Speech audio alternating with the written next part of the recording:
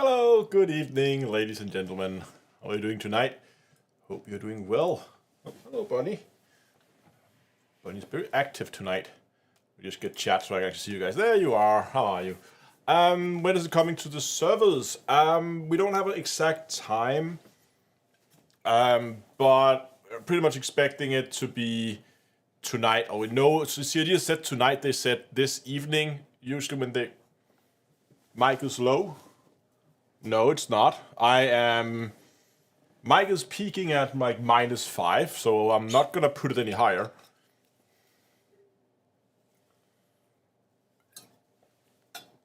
Because if we peak it much more than that, I'm gonna begin to actually clip. Okay, but CRG has said that the patch is coming out tonight, or the thing is that this evening, and evening is Texas time. I realized, so I hope they would put it out before. Actually, no, we have this. You have the microphone in shot now, Dunkel, don't we?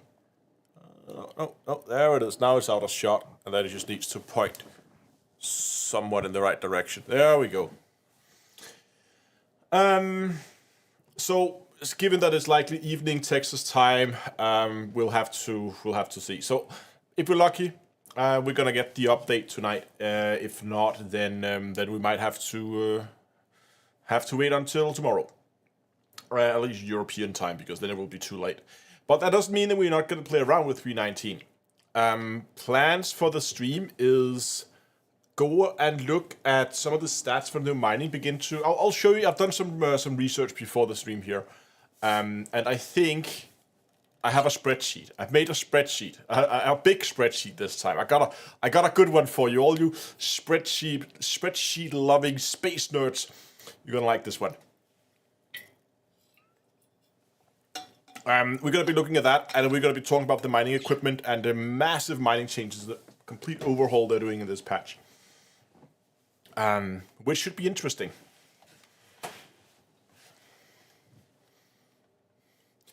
Is this on the PTU or live? Well, at right now, 3.19 is on the PTU, but in a few hours it will be on the live servers.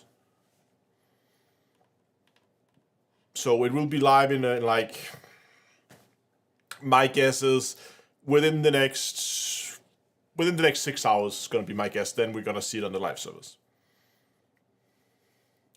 And that also means that, and this is probably important to say, that CIG has already taken the snapshot, because what they're doing is they're doing a what they call a zero downtime deployment, where they're deploying the new patch without actually having to take the servers down, which in itself is quite impressive if they can get that to work. But that means they're gonna have to take an earlier snapshot and run it from. So what's gonna happen is the snapshot has already been taken like 3 or 4 hours ago now. And that means that any progress you've made on the last 3 or 4 hours on the live servers, up until the 3.19 patch goes live, won't be saved, and that will be lost. So you have no downtime as you can play, but anything you do on the servers won't carry over to the new patch, as they has taken that snapshot already. So yeah, so I was considering, I was thinking, oh, we could just go into live servers and stock up some money and some reps, but because they will carry over, but no, it won't. So yeah. Anyway, so that's the plan. Play around with some mining stats and spreadsheets, and then we're gonna move over. Shut up, YouTube. Every time you open up the YouTube Studio livestream dashboard, it says now would be a good time to insert an ad. No, YouTube, it would not be a good time to insert an ad. Like 9 minutes into the live stream.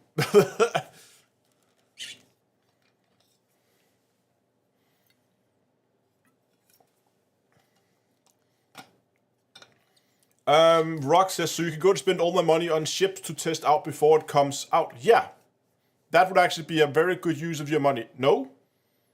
What? Why not, Dunkel? The snapshot has been taken. No? So not purchases is carried over? That doesn't make any sense. To say this... Okay, apparently you can't. Yes, I mean, right now, you can go... Yeah. Right now, you can't go on the... As far as the snapshot has been taken, so you can't go on the live servers right now, and you should be able to spend all your money on ships and stuff. And and then when it goes live, you're going to be rolled back until like 3 hours ago and stuff like that. And you should have your money again and stuff like that. That's how CIG has said it will work. And I hope that's correct. Will they wipe 3.19? No, there won't be any wipe. There is long-term persistency enabled for this patch.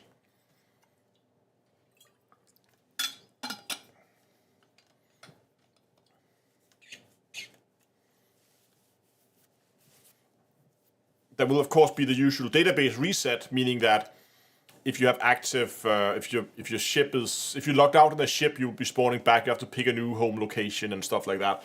But money and rank and all that will carry over.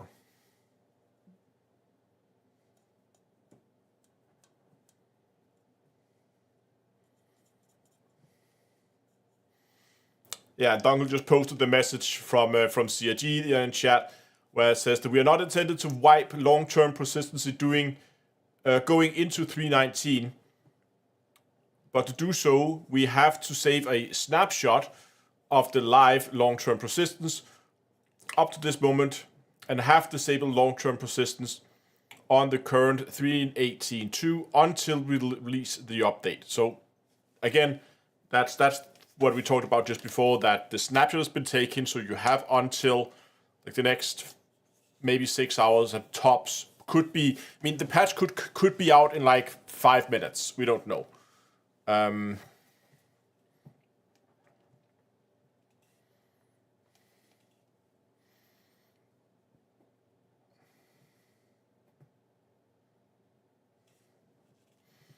I make a brief comment on Star Citizen versus Elite Dangerous? Yeah, they're both great games. They both bring something very interesting to the table. So, some things Elite does better than Star Citizen, and other things it's the other way around.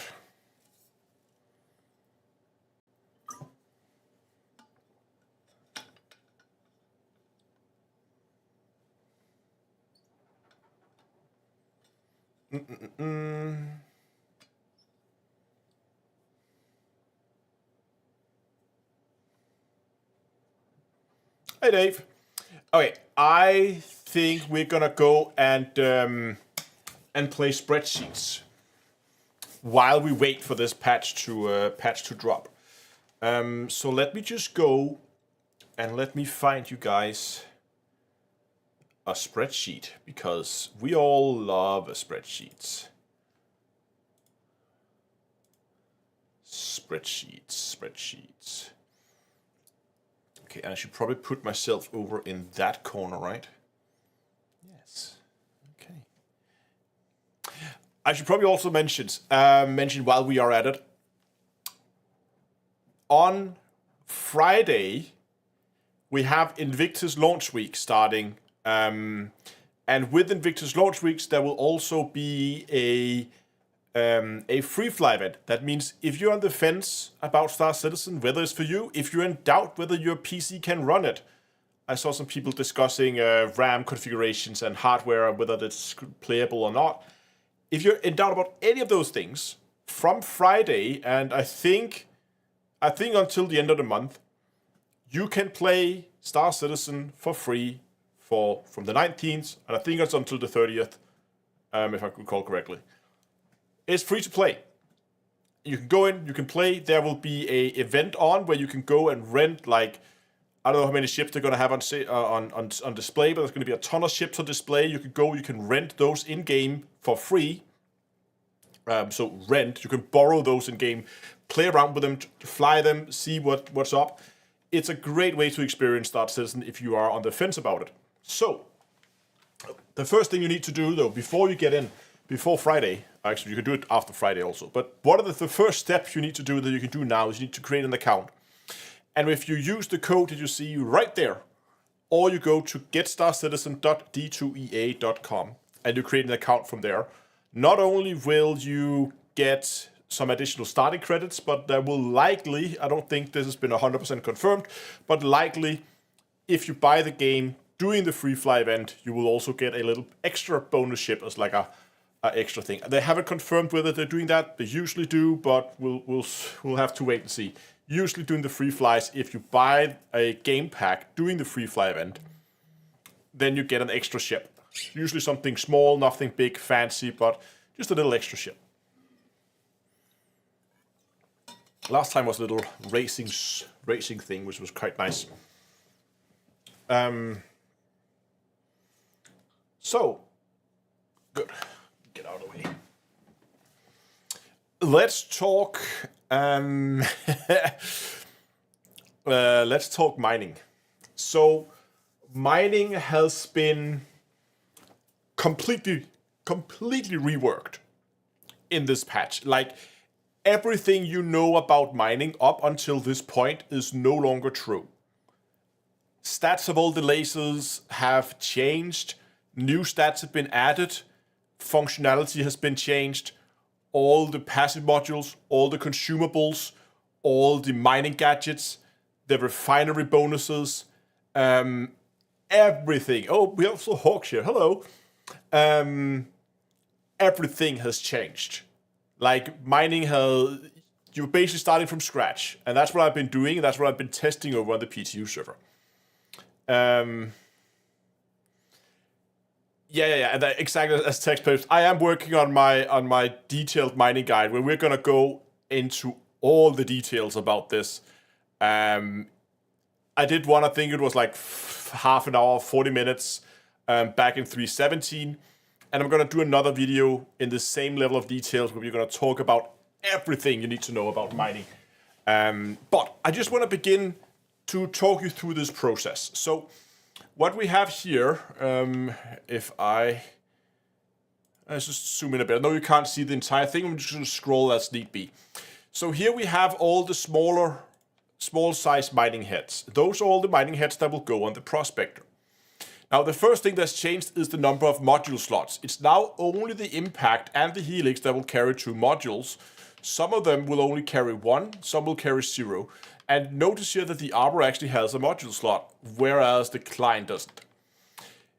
Another very important thing that has changed is that in the past, you would be able to control your mining laser's power output from its 100% all the way down to a 1% output.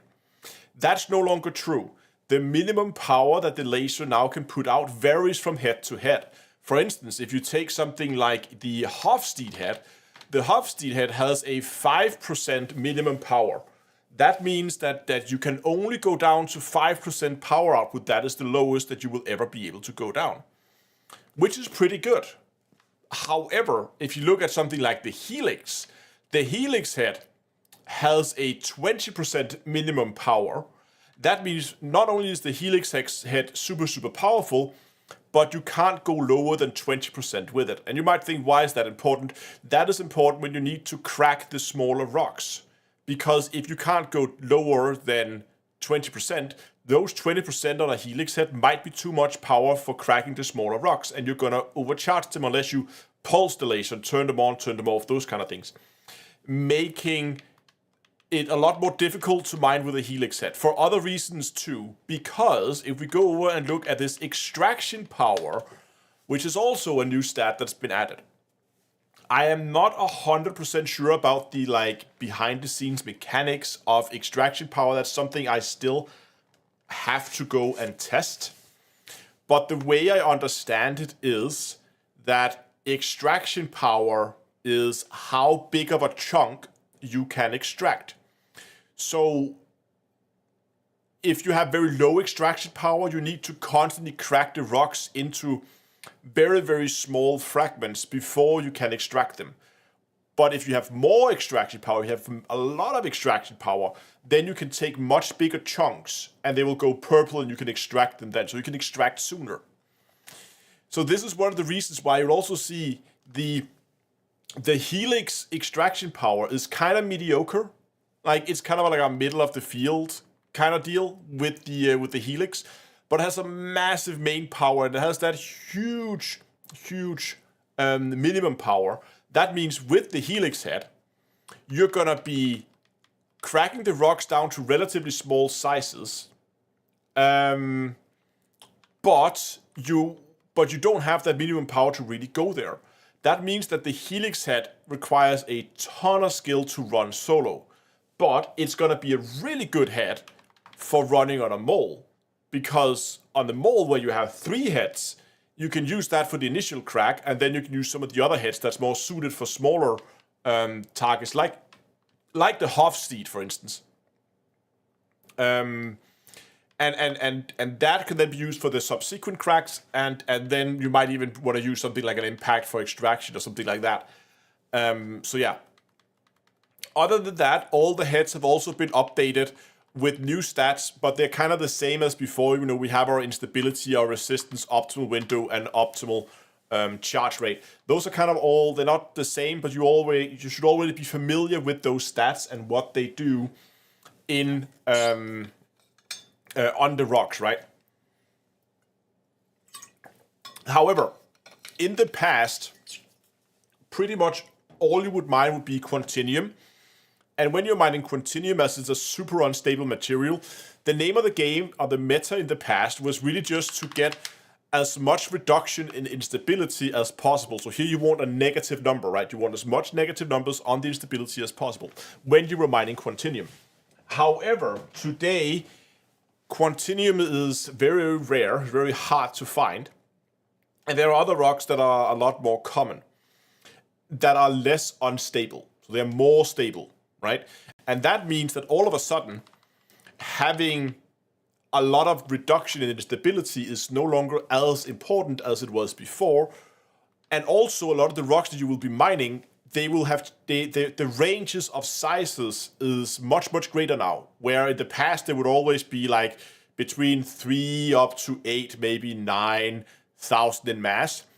Now you can get rocks that are both like tens and tens of thousands in mass. They can be massive rocks. So some of them will have resistance, but I've come across multiple rocks on the P2 server that has no resistance at all. And that of course means the reduction in resistance, if it's already 0, doesn't matter. Or if the resistance is super low, you're not going to get a lot of bonus out of it. So overall, instability and resistance is a lot less important in this patch than it is in the previous one. Optimal window size is still the same, again, because we're not mining Quantinium anymore as often. We might still mine it if we find it, but that means that, again, focus on the optimal window size might not be as important as it was in the previous patch. And the optimal charge rate is kind of the same. So, that means the most important 2 stats the most important stats are these 3 stats here. It is get as much mining power as you can, so you can get up to the higher maximum powers. Get as much extraction power so you can't crack it, and make sure your minimum power can go as low as possible so you don't have to end up cracking the smaller rocks. So based on that, I just want to mention the Arbor head, which is the default head, which is a really well designed head for a new miner. Because you can see what you get is you get a really low minimum power, so you have a lot of control over it. You have a 10%, but the mining power is kind of low on it. But you have a lot of control, right, over your mining head. Extraction power is, again, it's mediocre, it's midfield, but the optimal range on it is really high. And that means you can be very far away from the rock, so if it blows up, you shouldn't take as much damage. Another thing, though, optimal range really has a huge impact on your mining now. So another way that I've been using the Helix head when mining, and that might end up being the meta, is that if you're sitting at the optimal range, you have full power, right? You have the full max power output of your laser. You can't get it. But if you move away from the optimal, then the power output goes down, and we can kind of use that to throttle that minimum power further down, because we can just move like off our optimal range and thereby artificially lower our minimum power. So there are like workarounds, and there's just a lot of other, like the minus 40% to window size. It's not really great, to be honest. But the Arbor is a really good starter head because of that minus to instability plus to window size. Yes, it has a plus to resistance, so you can't mine as big rocks as you otherwise would. But it just means when you find a rock that you can mine with the Arbor head, it's gonna be super stable, you're gonna have a massive optimal window, and you have the laser range control to mine them safely. It's a really good starter head. I'm personally a big fan of the impact, the way it is now, also because they have 2 module slots, decent range. As you can see, we go down to 20% here, but still decent range on the minimum power, and also exceptional extraction power. So that means we don't have to crack them down as far. Minus to instability, plus to window size. Yeah, there's a small plus to instability, and it charges up the window slowly, but it doesn't really matter. I like this head a lot. Now, let's go look at the passives, because this is where it gets really interesting. Yeah, I've been looking at the Hofstede. I mean, it's just the power is... I know the power is the same as on the Impact. The extraction power is kind of low, so you just have to crack it a bit more. The range is the same. Plus to instability, minus to resistance, nice. The Hofstede is a good choice too, but I think what tipped the Impact head in my favor is those 2 module slots. Like, 1 on the Hofstede, 2 on the Impact.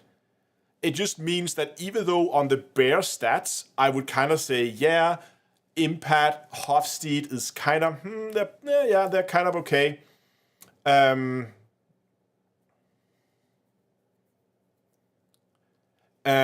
actually have some builds, laser builds later, Hawks we're going to be looking at over on sheet 1 here. We're going to circle back to those. You just have more customizability, and you can get more out of it because you can add an extra passive module on the Impact that you don't get on the Hofstede. And talking about Impact, or talking about the passives, here are all the new passives. Oh, there's another point that's important to note it. All the small size lasers, the size 1 lasers, has a 30% filtering on inert material. That means if you're mining a rock that has a lot of inert, 30% of it is going to be thrown away on the smaller heads. On the size 2 heads down here, that goes onto the that goes on the mole, it has a 40%.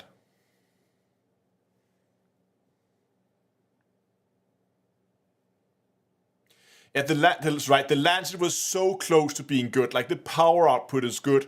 The extraction power, mediocre, but it's okay. All the other stats, and then you just have the minus 60% to window size. Like, ew.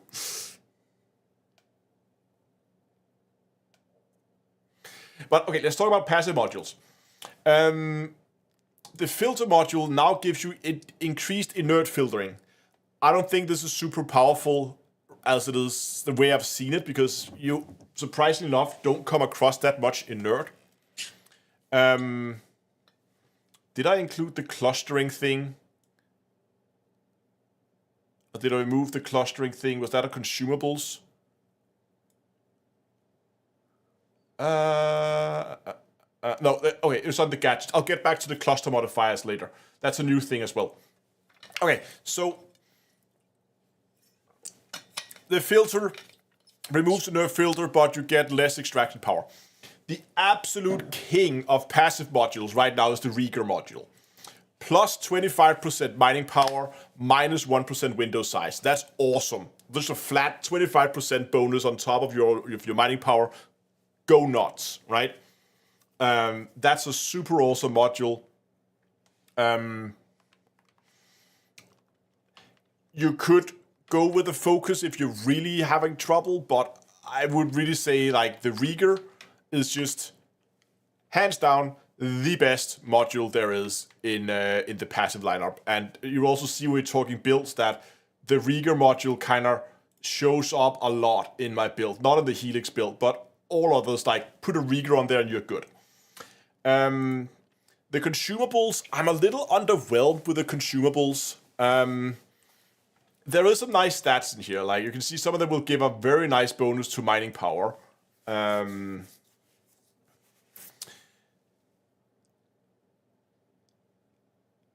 actually a lot of mining plus to mining power. I'm just reconsidering my builds here. Hold on. 6 charges in 30 seconds.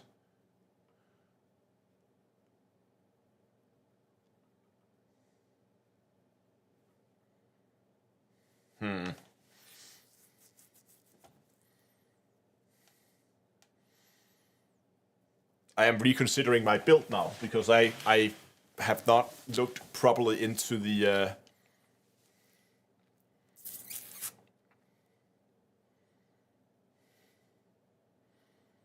Okay, I'll have to come back. I'll have to come back to this when we look at the build in a bit.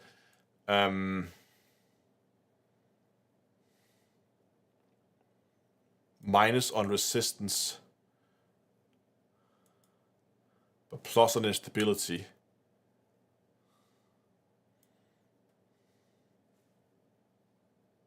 I might actually have to put a search module in there.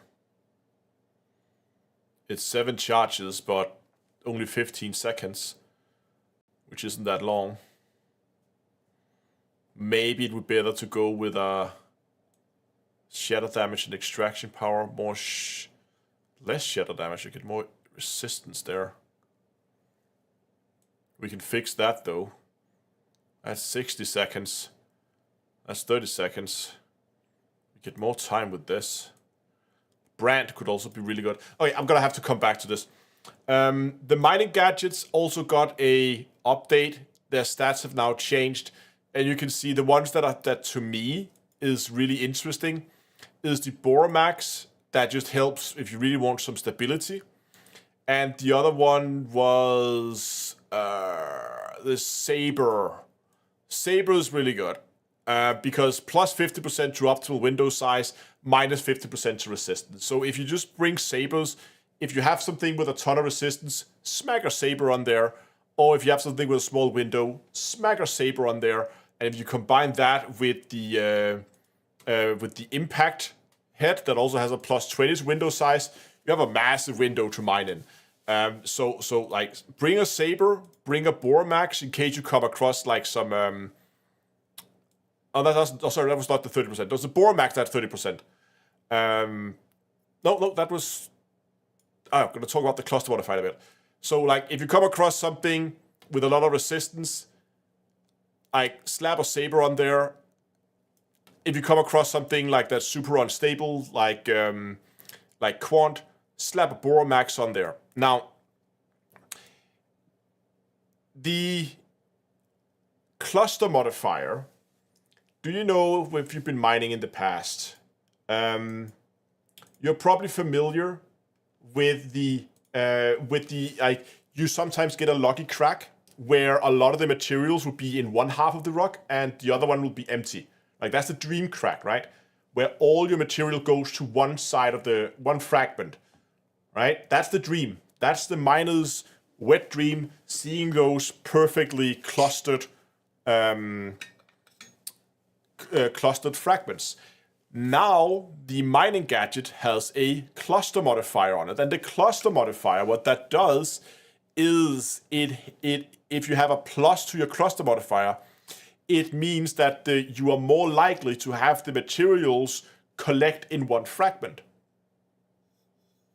Right? Does that make sense? So if you have a plus 60% cluster modifier, that means you are way more likely to have all the materials be put into one side, whereas they're not as likely to be spread out all over like a ton of different fragments. So something like an Optimax might actually be good to put on there as well, if you want to. But really, I think the Saber and the Boramax are the two ones that I'm going to be carrying with me. Also, remember that in this patch, with the 3.19 patch, you're no longer able to attach multiple mining gadgets to a rock. That is not going to work anymore. It is one mining gadget per rock. That's it. Nothing like as we've done in the past where we've just been stacking 10, 20 of them on a rock and just like hand mine a continuum rock. You just buy all and store them in an inventory. Yeah, that could work too. But how many can you have? 1, 2, 3, 4, 5, 6. So you can have that in the medium pack, but then you only have one of each, which is a bit of a problem. So I would probably just go with like 2 sabers, 2 Bormax. Then maybe, I don't know. I like those 2. Refineries, those are pretty much the same. I haven't seen any changes to the refining methods, but the refining stations has kind of changed. I'm beginning to collect data on that too.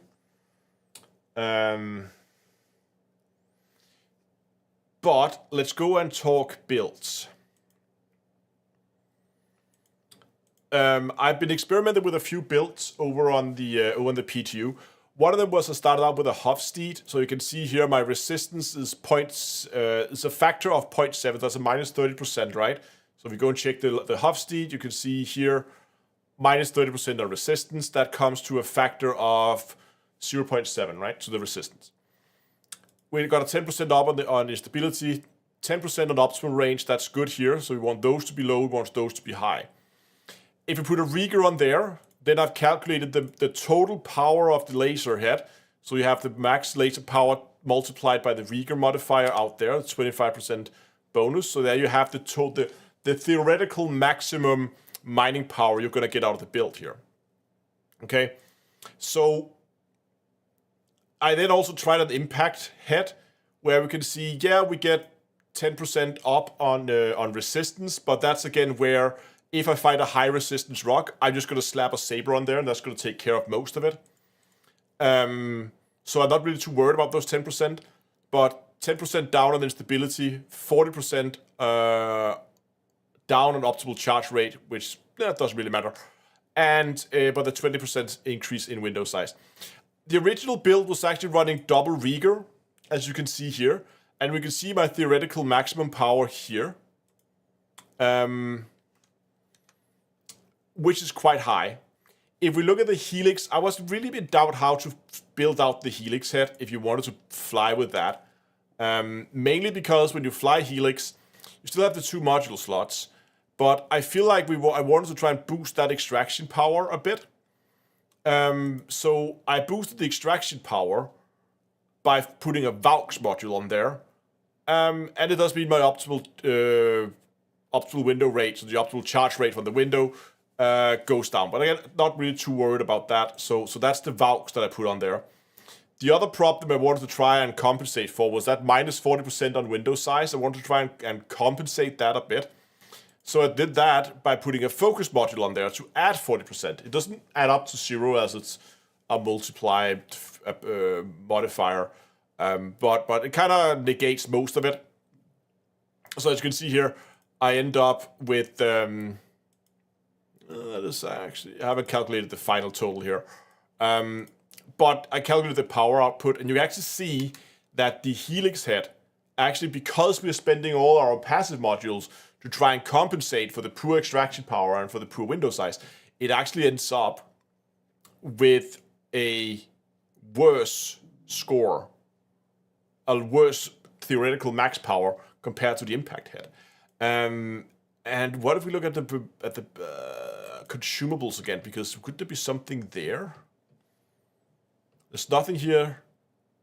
There's actually added extraction power there. Okay, we could maybe do something else.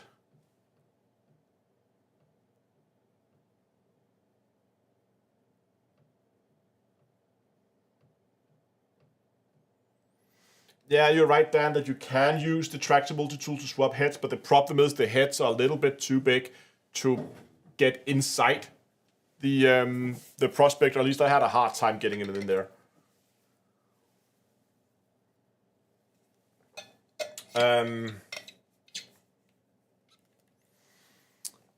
But what I'm actually considering is, what if you went, let's just make a new build here.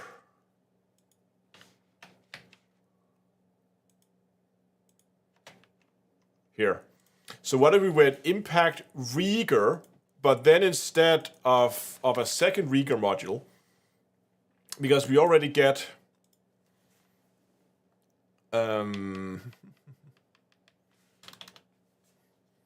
needs to be the impact, that one there. So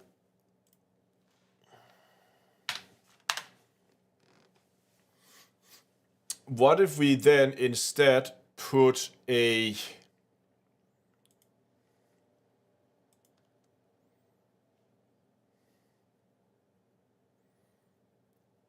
search module in there?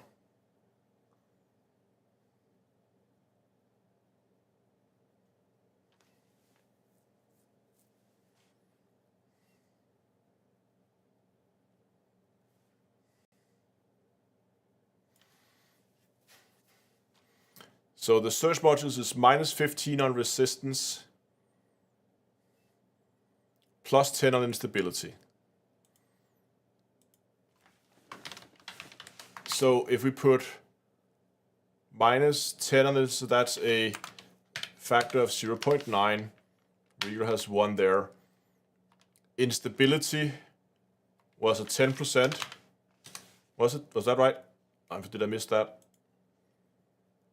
15 on resistance even.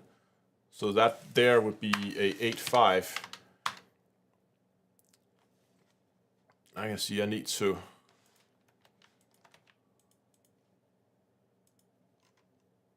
Good, that should still be good. And it doesn't have anything to optimal charge windows. No, but it has a 50% mining power. And that means this one becomes a 1.5.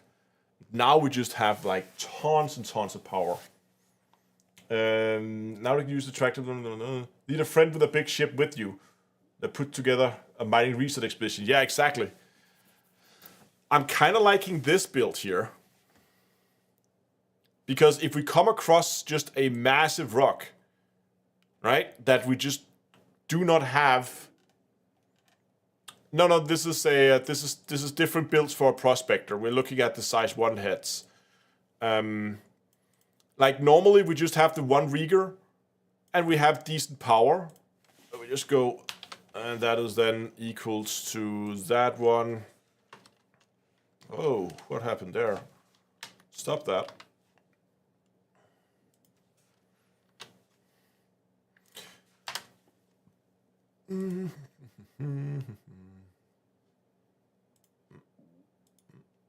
Oh, stop.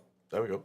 So normally we would just have access to like 2,600 power output, which is decent. Yeah,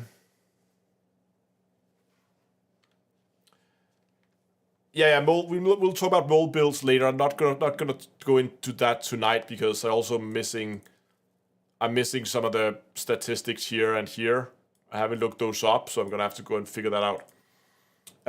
But if we come across a rock that's just too big, we can fire a search module, and we can add a ton more power to it. And potentially also we're gonna reduce the resistance, so we might actually be able to go and crack relatively large rocks if we go and add the search module.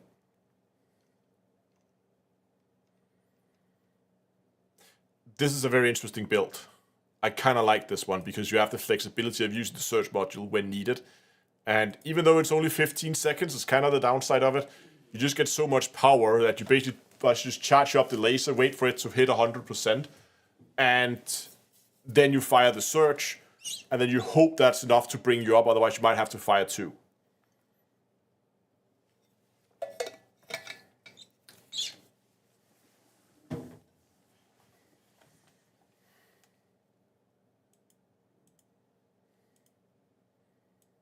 Yeah, I'm liking this actually. Rieger and search, impact Rieger search build. Should we go and build it on the PTU server and test it? I think we should. Let me just go and verify that 3.18 hasn't hit the live servers yet. Nope. It has not.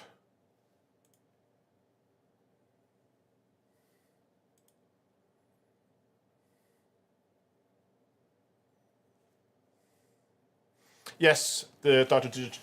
Digital, sorry. This is for a prospector.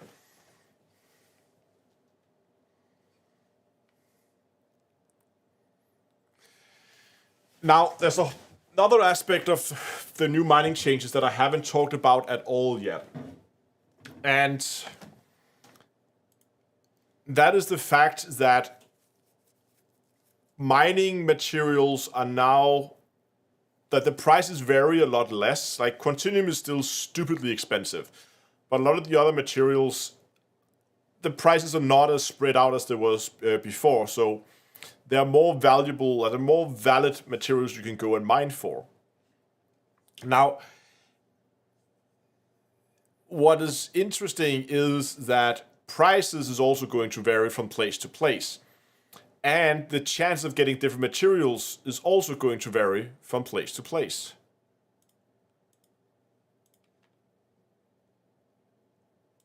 So that means likely what's going to happen is you're going to have to go and mine it at around one stellar body, and then you have to sell it at the other end of the solar system in order to actually get full profit out of it.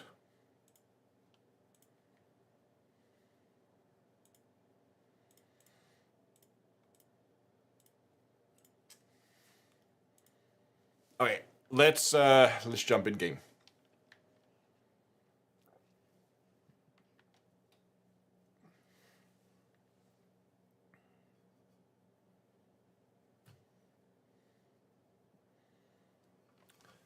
See if it will load us in.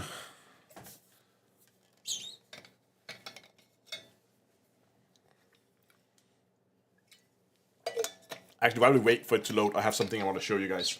It's actually pretty funny. See if I can reach it. Hold on. There we go. Got it.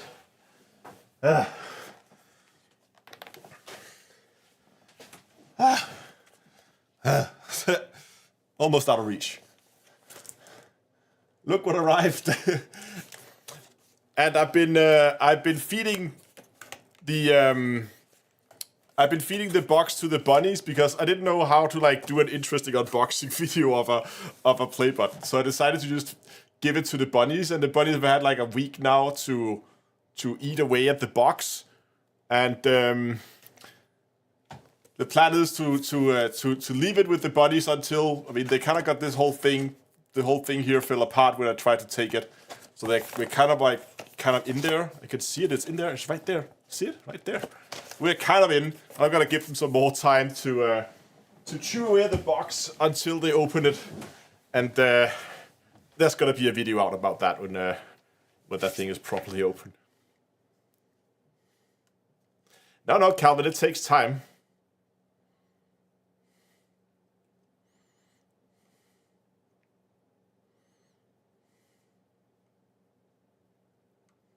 Is 319 now going live on the public, or is it the test servers? It is going live on the public, and it should be. We are going on PTU servers, but it should be on the live servers in a few hours.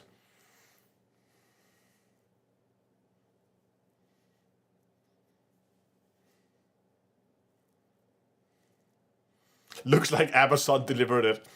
It was actually in pretty good. Like the box was in pretty good condition. Yeah, the other item that's going up next to the plaque is here too. It's right there, actually. Sitting right outside of frame. Yes, you don't know, Hawks. Like the 319 is going on the PTU like tonight. It's supposed to be in a few hours. We're in.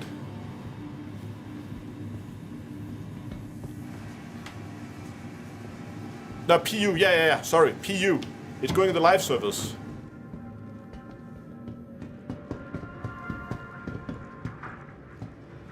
It is going live evening Texas time, so...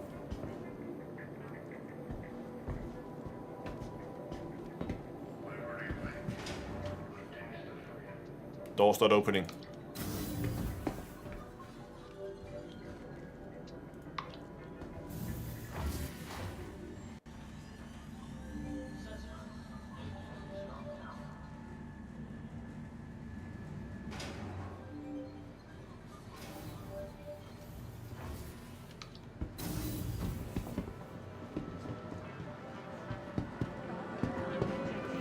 Okay, let's just check if we have.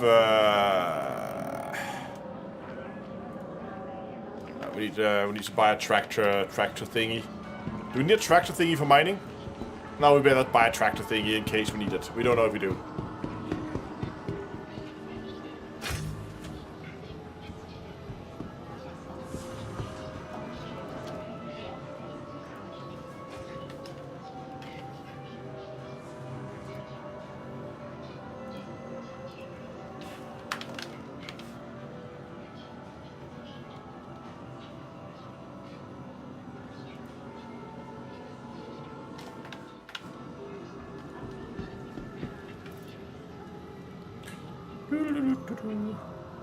Whoop. And tractor beam attachment. Confirmed.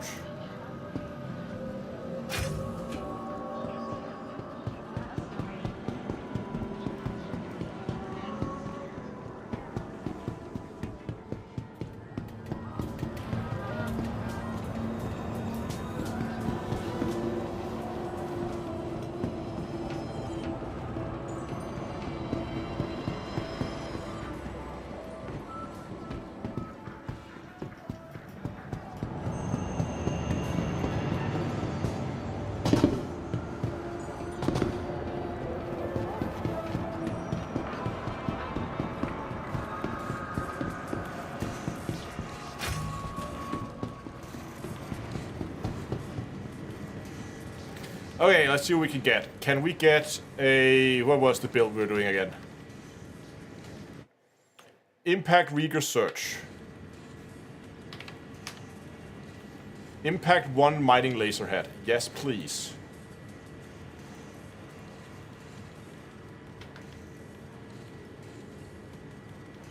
No, but I saw we needed the Boramax.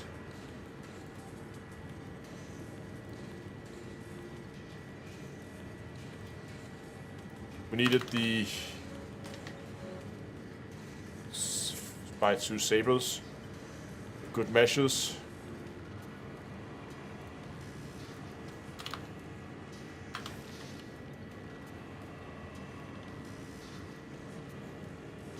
Nope. No search here either.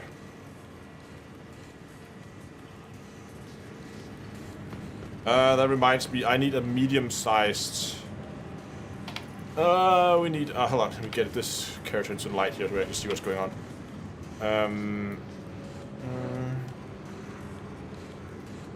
Armor.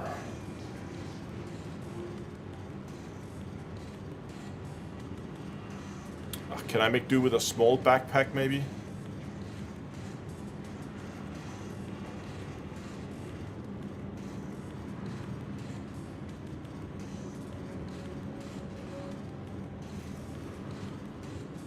Would really like not to have to run in heavy armor. I hate heavy armor.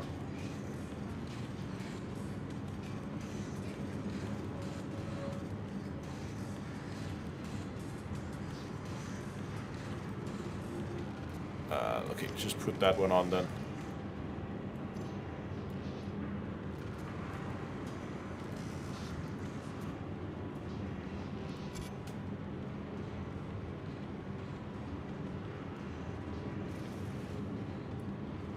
Nope. It's too small. Gonna have to go and buy some medium armor.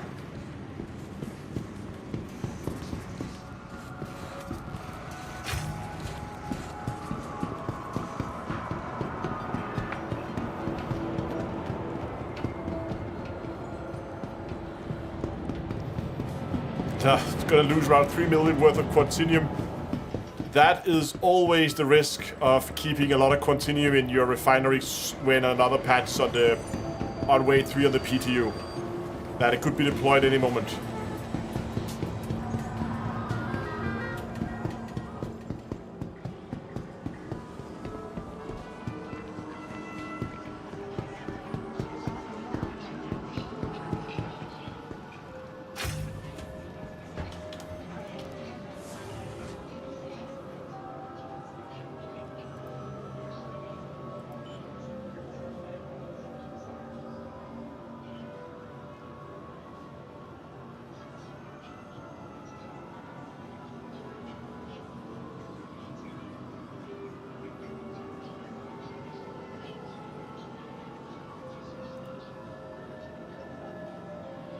That's heavy.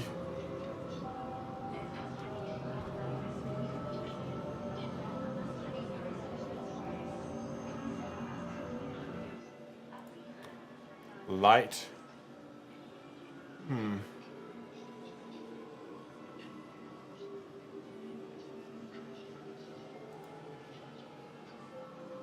Medium.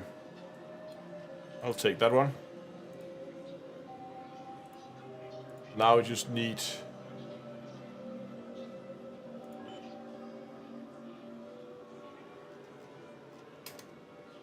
Now we just need a backpack. Can we just search for...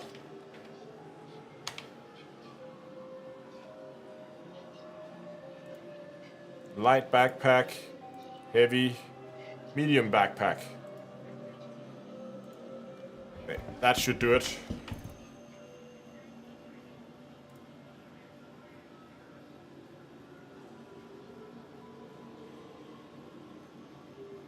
I actually had some medium armor. I don't think I have a backpack for that. No. Oh, that's a light backpack.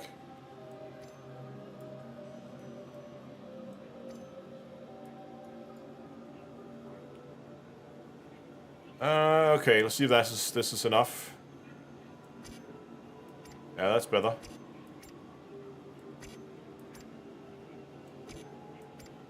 Perfect. Right.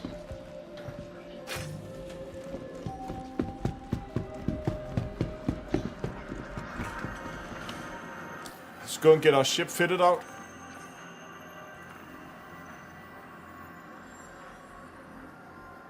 Why is all my ships doubled? Well, they're not, but a lot of them are.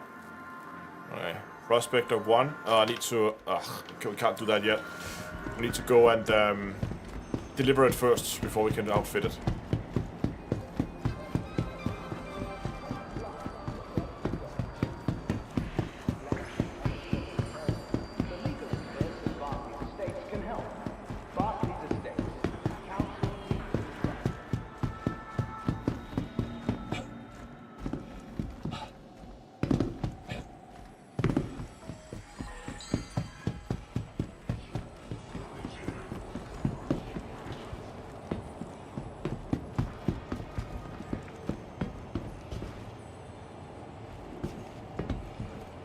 Now approaching.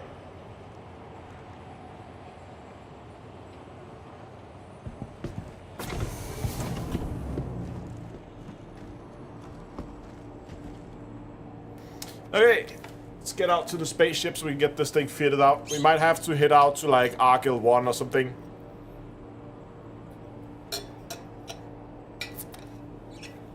I'm not sure if they have what we need out there. Dunkel, can you check where we can get both a... If there's any place where we can get both a Rieger, Argyll 2? Tram now leaving the station. Stand clear of the doors.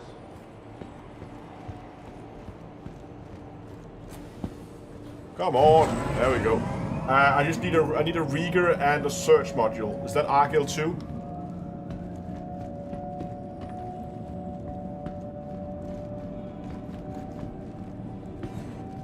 Oh my god, what happened there? Thank you.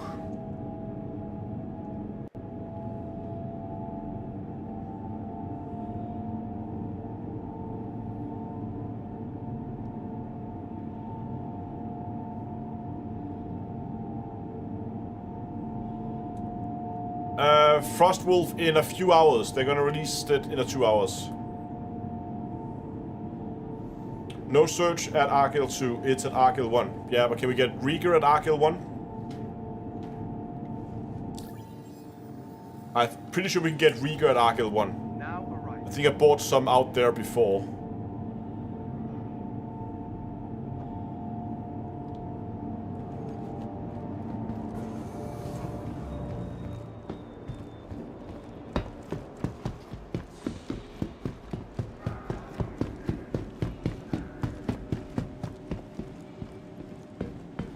There's like Invictus launch week things everywhere.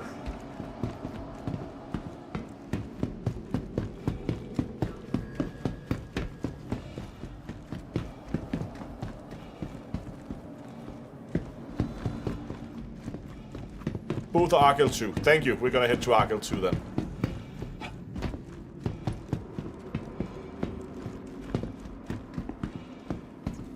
Welcome to the ASOP Vehicle Retrieval System.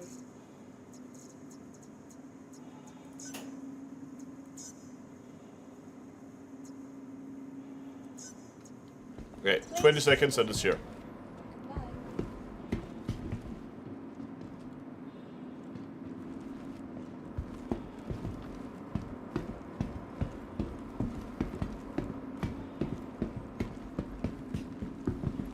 In 2 hours they will try to smoothly deploy. Yeah, well, let's see about that.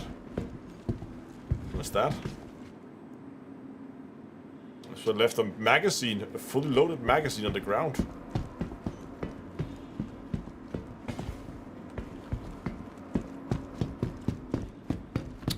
Throwing soda cans everywhere. Okay, it should be here now, so we should be able to go and outfit it. And it delivered Prospector 2 instead of 1. That is interesting.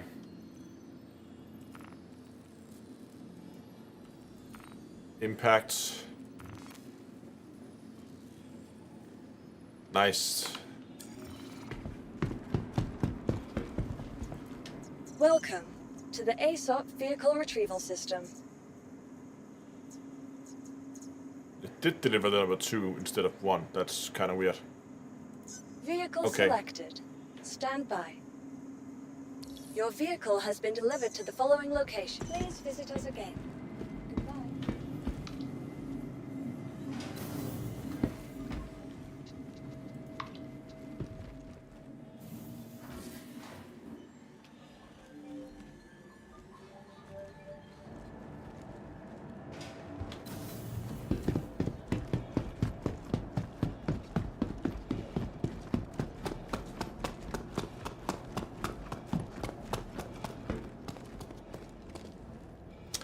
Oh, how I missed you, Prospector. It's been too long.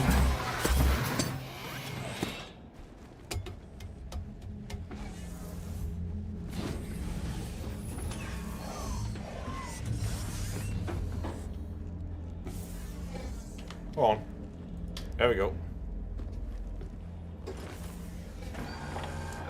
Okay, let's run our pre-flight checklists. We gotta set a destination.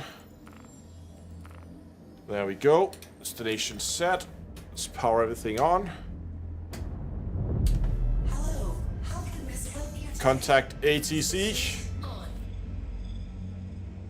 You are clear to Argyle 2. Oh, my bad. I'm at...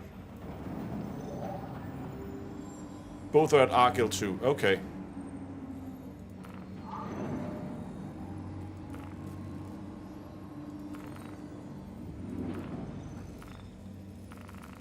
Alright, it needs to be, to get out of atmosphere. It's stupid like that. Let's just get out of here first. Oh, we get another chance to look at the new beautiful clouds. I'll just show you. I'm just gonna set my speed limiter. Raise my landing gear. Look how pretty.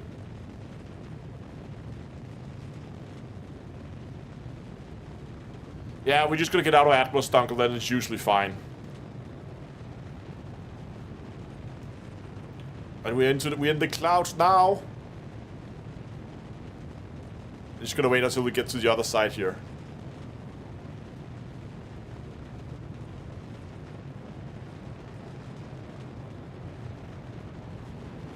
And level it out.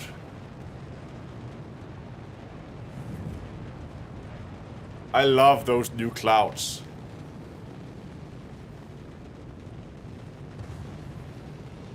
Let's get some altitude.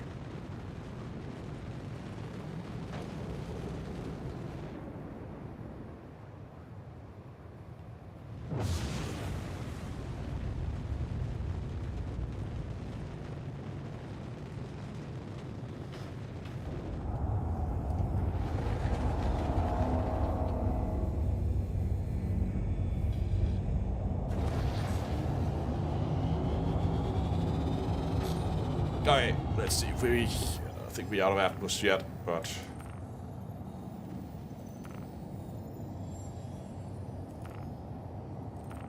Nope. It's still not happy.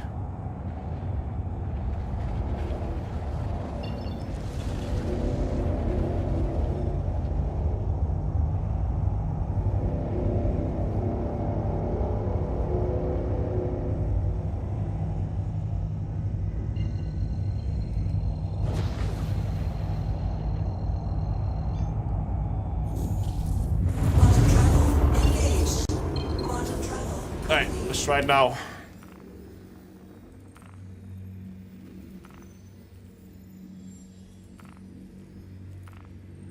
There we go.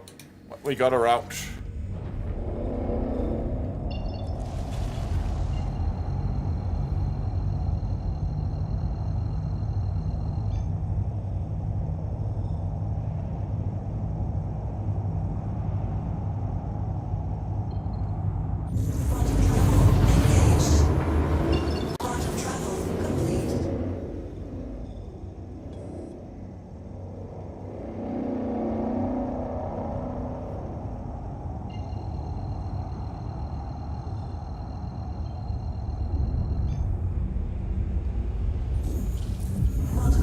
Okay, nice.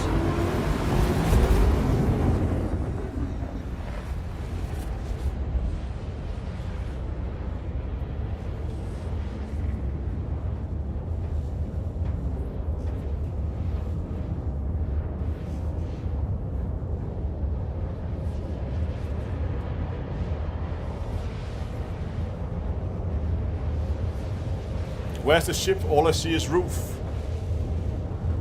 Ship is here. Have I set up over on the PTU? No, I have not set up my Toby on the PTU. Great. Ship is, ship just looks like this.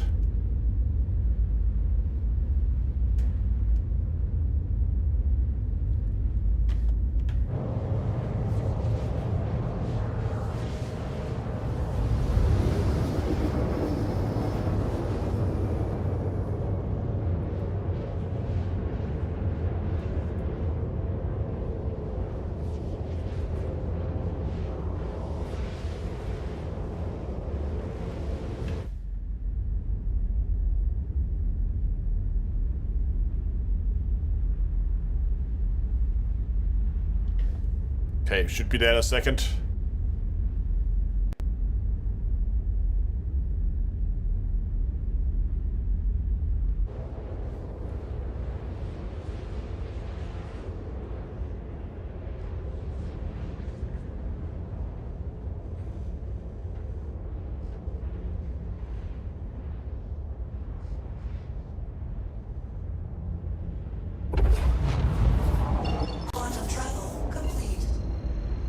Okay, we're at the outskirts of Argyle 2. We're gonna head to the station here in a second, when our cooldown is over.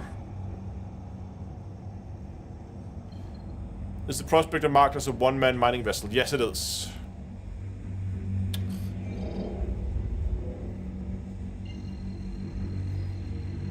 There is... Everything is controllable from the pilot seat, and there's really only the pilot seat you can sit in.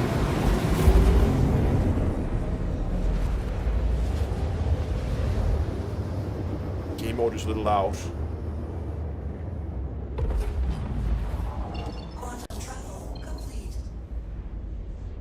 Yeah, because the mole actually makes a ton of sense now. Because in the past, the mole was just basically 3 prospectors glued together. It wasn't really that amazing. But now, if in the past you could just be 2 or 3 prospectors flying side by side, and you would then, if you find a big rock, you would just all come and mine it at the same time.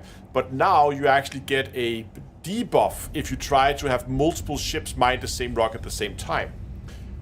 Whereas if you have 3 lasers from the same ship, they do stack as they did in the past. Meaning that crewed, like multiplayer mining, is now very, very doable in the mole and makes a ton of sense in the mole. Whereas it doesn't really make a lot of sense in have a fleet of prospectors anymore.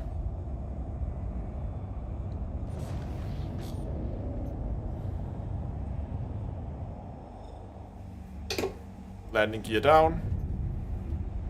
Speed limiter down. Landing gear down. Take it in nice and slow.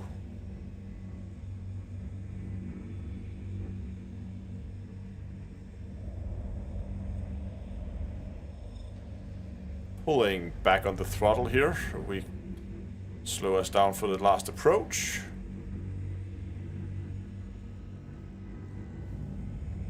Come in towards the landing pad and touchdown. Landing complete. Have a pleasant stay.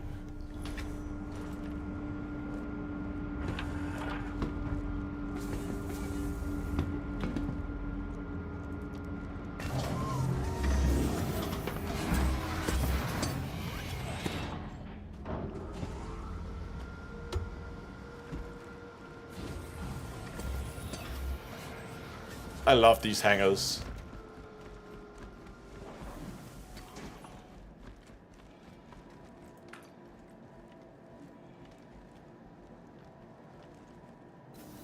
Oh. Doors work this time.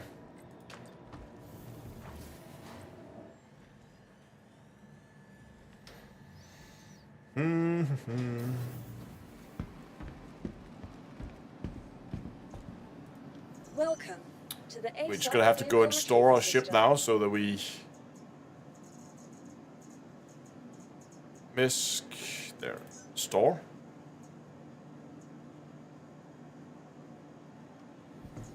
Alright, let's go and find those two modules to see if I can find my way around this station. I am not.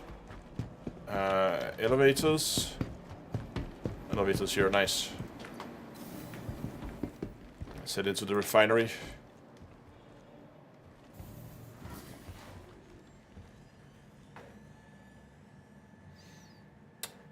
Mining and watching Netflix. Yes, it's a lot more involved than they used to be, I think. Please contact management. Accounts contact management. Thank you.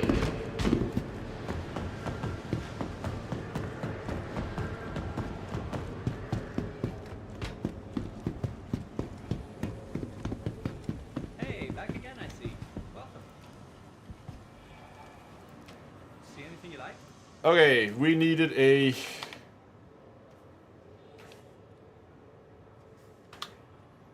Riga C3 module. Bye. And Bye. we needed a...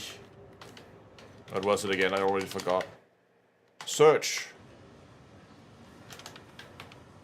Search module. Quick buy. Is 319 out yet? It will be in a few hours. Okay, let's go and fit this bad boy. Where is it? Prospector. Come on, don't do this to me now. PTU. You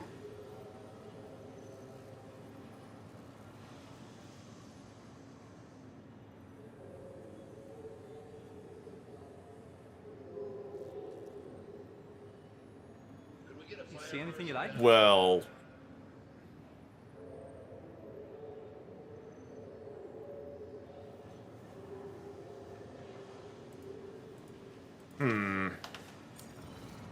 Hold on, I have a backup plan. Do they have a...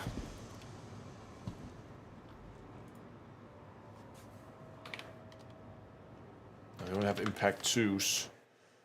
They only have impact 1s. I wanted to...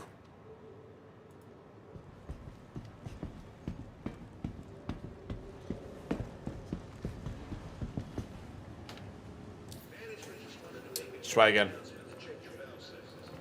We've been noticing leaks in processes.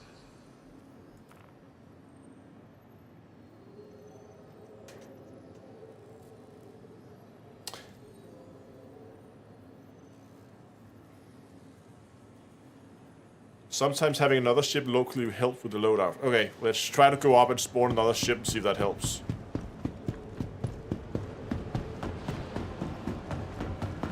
We have to log back. Okay, but if it can be solved with a log out to main menu and back in, then we'll have to do that.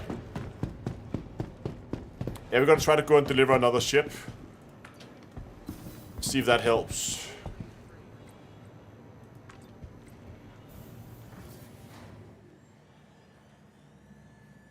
And if that doesn't work, do we need to deliver it or spawn it completely?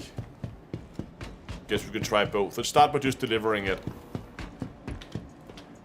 Welcome to the ASOP vehicle retrieval system. Just something small, like a Gladius. Just deliver the Gladius. Okay, it's being delivered. Let's just go and move our imprint while we are running around here. See if we can't figure out where they put those. Here.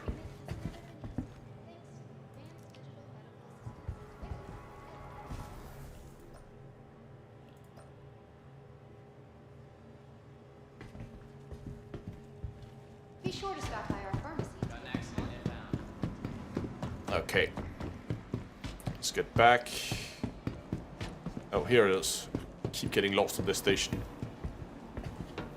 Bottle of water. Okay, let's see if we have more luck now. If this doesn't work,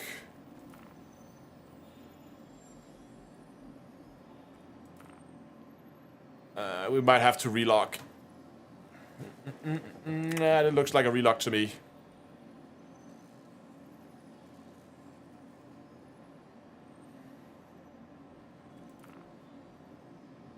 What do we select?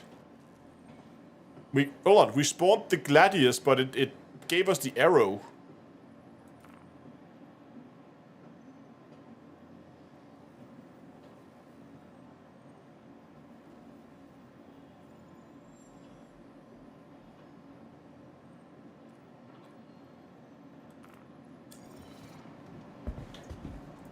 Welcome to the ASOP vehicle retrieval system.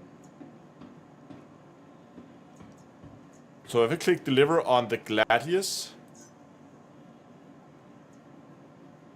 Gladius.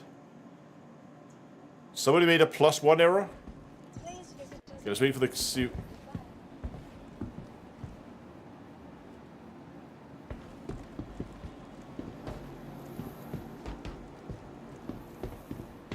For such an old game, it should just look like I have a lot of problems. Old game, it's not out yet.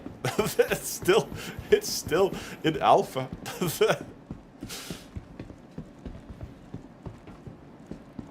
Yeah, okay, if this doesn't work.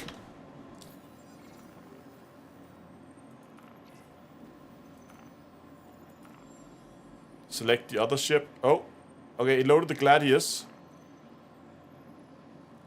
And now we load the Prospector. Yeah, here we go. That did it. Nice. Okay. So, actually, no. Search module on top, Riga module at the bottom. Save. There we go.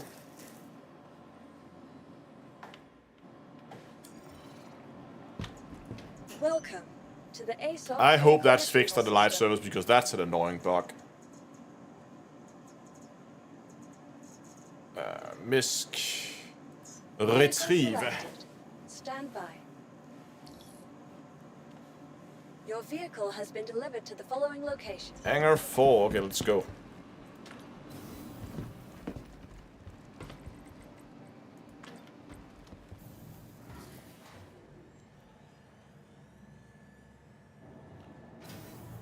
It shouldn't be saying we're waiting for 319. It is here in like a few hours. They have already taken the snapshot on the live servers for it, and they're basically deploying it in a few hours. Dongle says, I would be surprised if this bug is fixed on the live servers. Yeah, I'm probably right.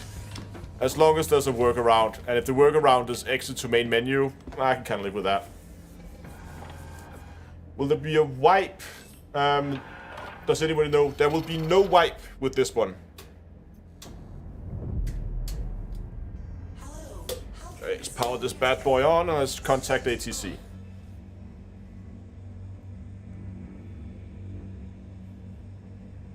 And let's contact ATC.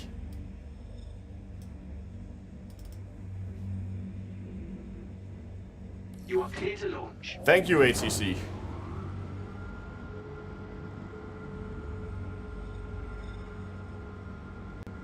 Launch sequence complete.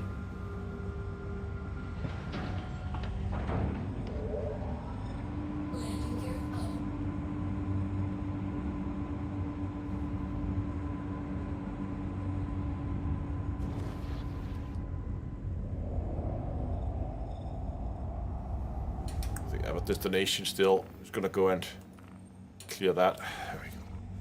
Alright, let's just head into some rocks here.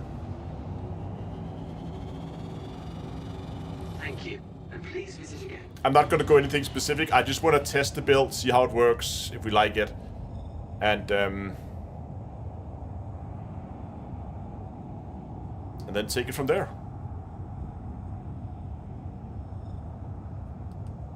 Alright. That should be enough distance for now. We actually spotted the rock right there. I'm just gonna slow up. We hit what?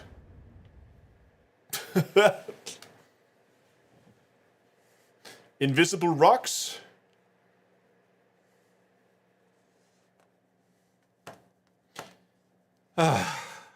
Star Citizen.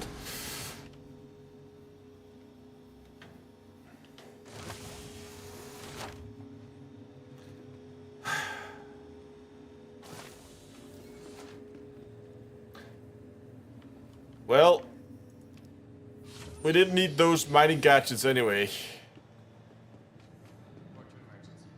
Welcome to Kelto RX. We're fat, you worried? Forget that stress. Just relax. Medicine isn't only about healing. It's a known issue with invisible asteroids. Oh, great. Okay. Well. Welcome to the aSOC Vehicle Retrieval System.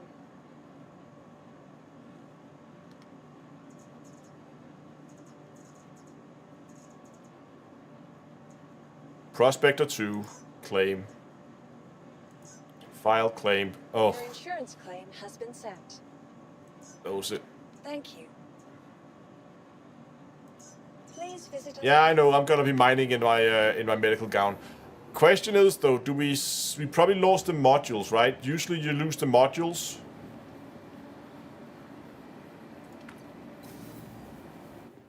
So do we have to go and buy new modules for it? I think we do.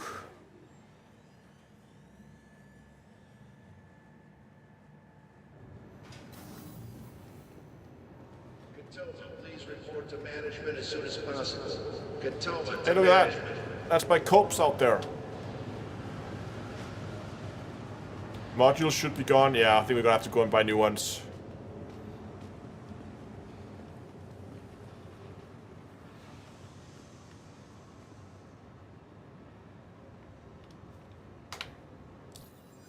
Should it give us our modules?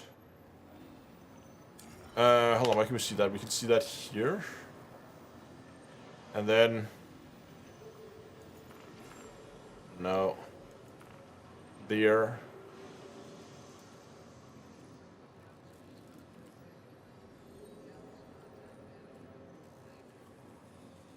No, we just have a... There's no modules here at least. But we did get an undersuit. Maybe we should just put a spacesuit on. Just, you know, for good measures.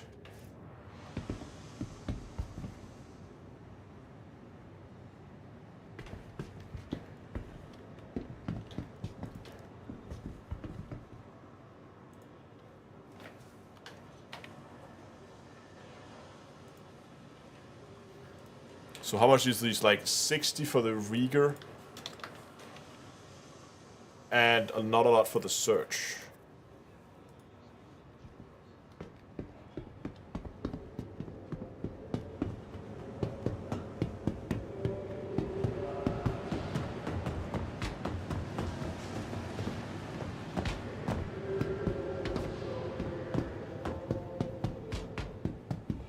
Yeah, sorry, I forgot to change the thumbnail, I just realized.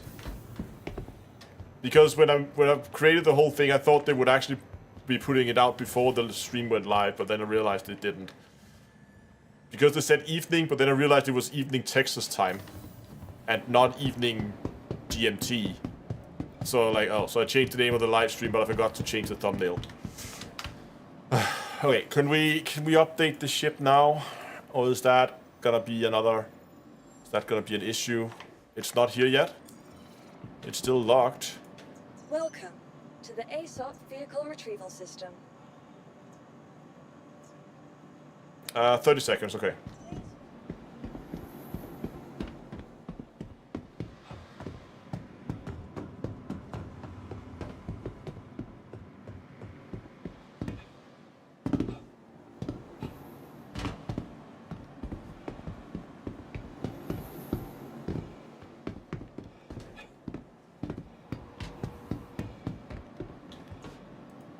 Welcome to the ASOP Vehicle Retrieval System.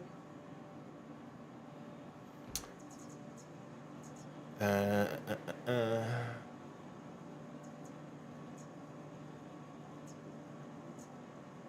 are we looking for here? Prospector. No, we need to set it up first before we call it. And then we're gonna hope that we can actually... Okay. Yeah, that's good. Menu loads. Yeah, so our sub-modules...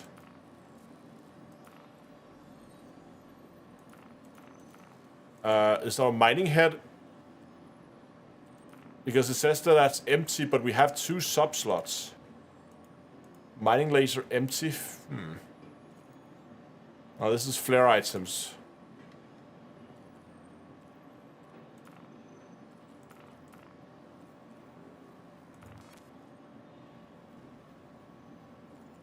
Look at that. Then it goes back to empty.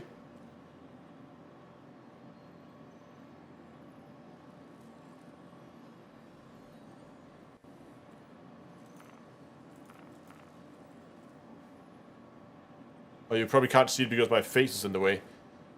Look at that. Alright. Main menu.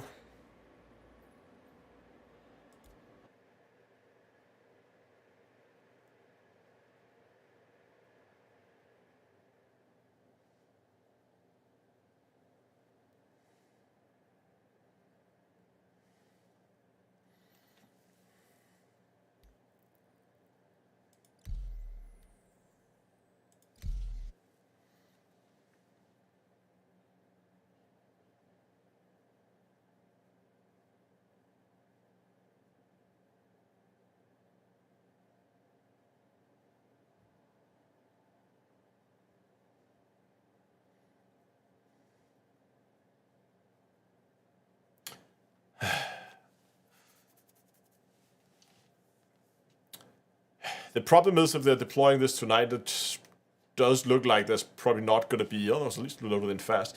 There's probably not going to be a whole lot of all these bugs. It's going to be fixed when it goes live. Hopefully they have, they'll prioritize that. Okay, let's just check if we can actually update the ship now.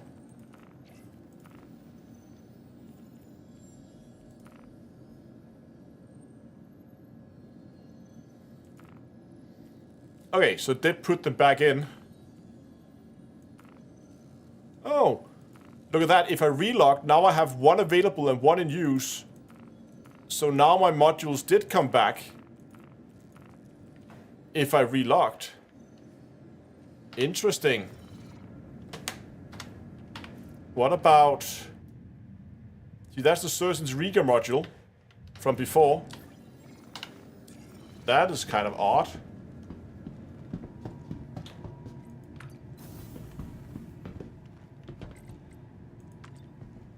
But okay.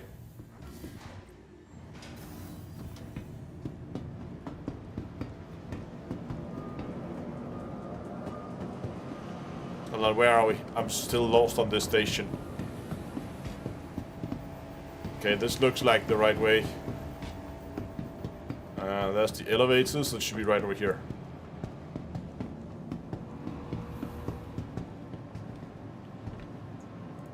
Welcome to the ASOP Vehicle Retrieval System. Alright, let's try this again. Vehicle selected. Stand by. Your vehicle has been delivered. Hangar 4.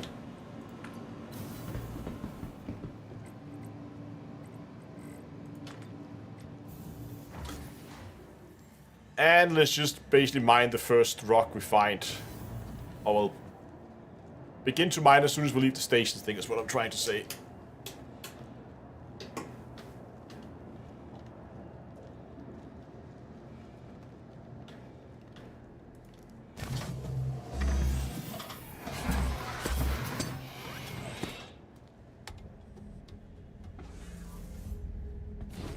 I mean, in the past you would lose the modules. It's just, I haven't really done a lot of mining on 318 because I've been so focused on racing and salvaging. Hey, let's try this again. Hello. How can Miss help you today? Gonna Contact ATC. You are clear to launch. Take this thing off. Landing gear up. Landing gear.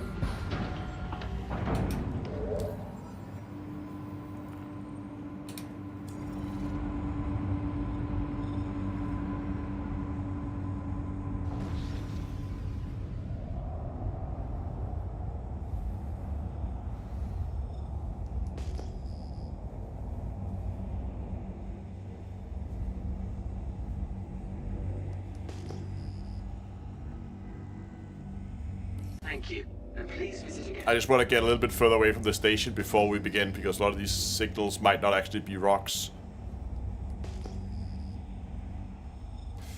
What I should actually do, I should pop this one open, and then I should adjust that to 180 degrees. There we go. There we go. That should be a rock. It's a single rock. We can look at the RS signature. Just gonna move my camera back up the corner. Look at the RS signature out on the right side. 1750. 1750 means rock.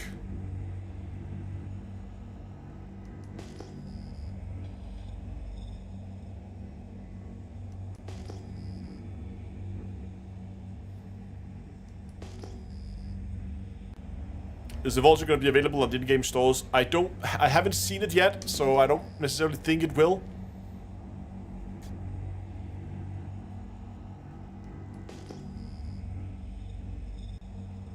There it is.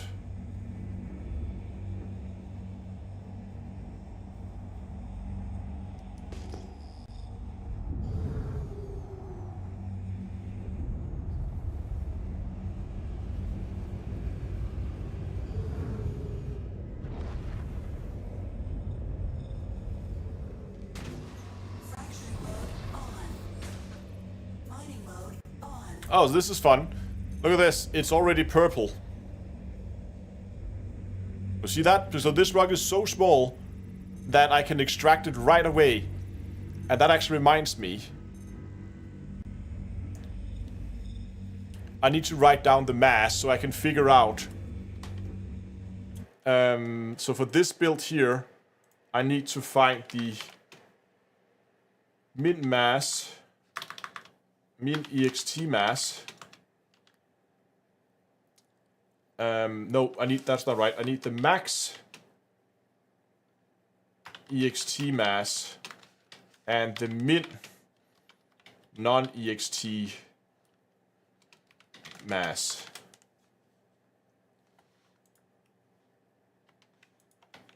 Because I'm basically trying to figure out that mechanic with the extraction power.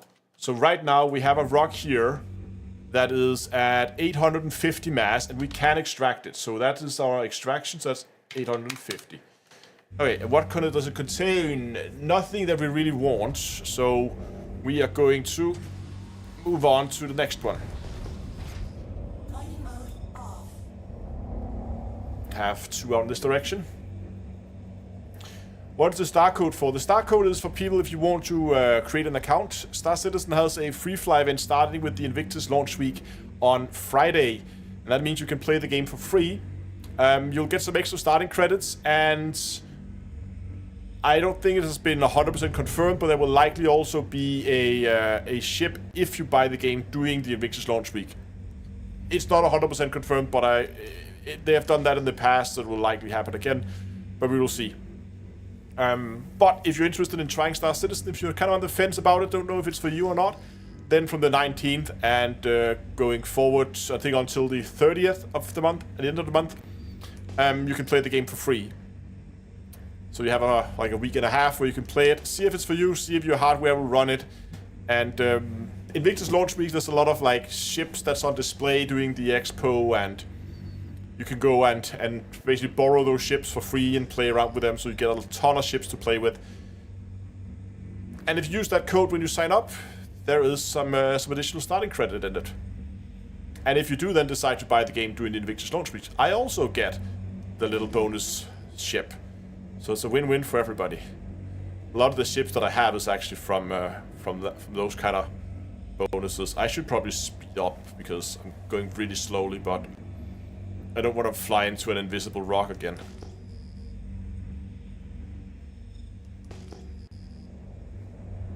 Okay, I can see it. It's right there.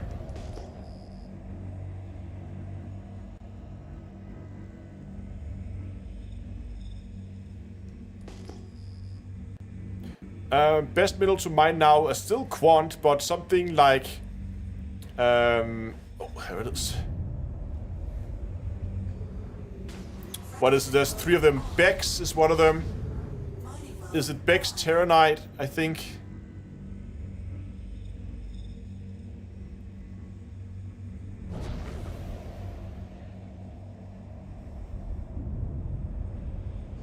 Okay, this one is straight for extraction as well.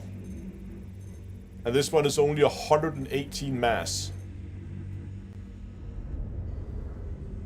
Actually, that Hep the type, wasn't that one of them? Quant Gold. Was it gold?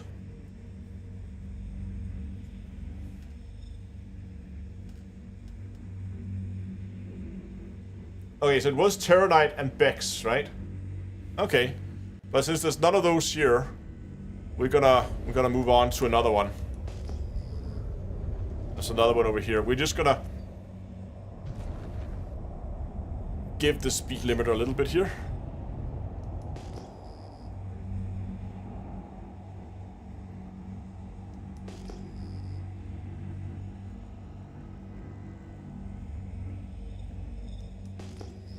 Is it invisible rock, or is it just rocks that are loaded into your silhouette due to lack of delays? Could be either, to be honest. And speed limiter down. Okay, let's see what we got here. Okay, finally got something that is too big for us to just straight up extract, so... Okay, that actually looks kind of promising. It's a medium difficulty rock, as you can see out there on the right. There's some aluminium. It's not like the most interesting. I might crack it just because I want to get those like mass fragments. We know 6,694 is too big. So that is the smallest we've seen, 6,694. Put that in there. I'm gonna crack it just to begin collecting numbers here, because I like numbers. And we can also play around with this. Okay, so the first thing we want to do is we want to get our distance. You can see that up here in the circular icon or circular UI to the left at the top there. We can see as we're moving in, we need to position ourselves. It gets greener and greener now. We need to position ourselves just at the optimal range, which is around there. So this is where we want to be. Then we're just going to be careful here. We're going to power on the laser. And we're just going to power that down a bit.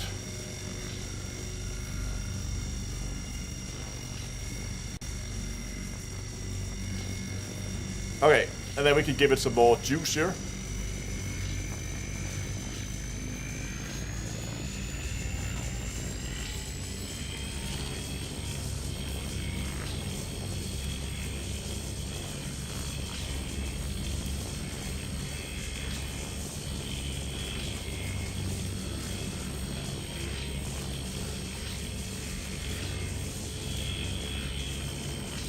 So, nothing is really happening here.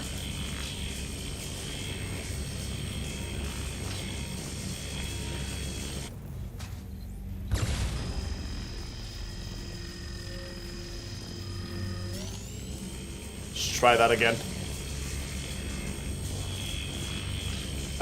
Let's see if we try to fire that search module, see if that does anything.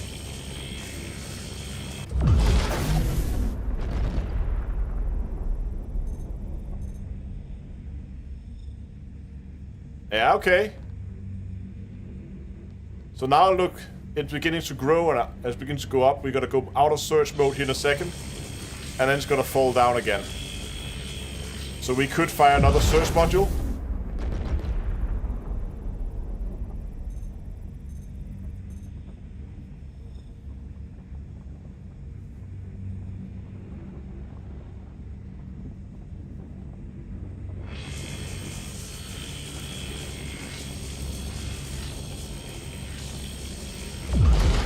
One more, we should hit the green.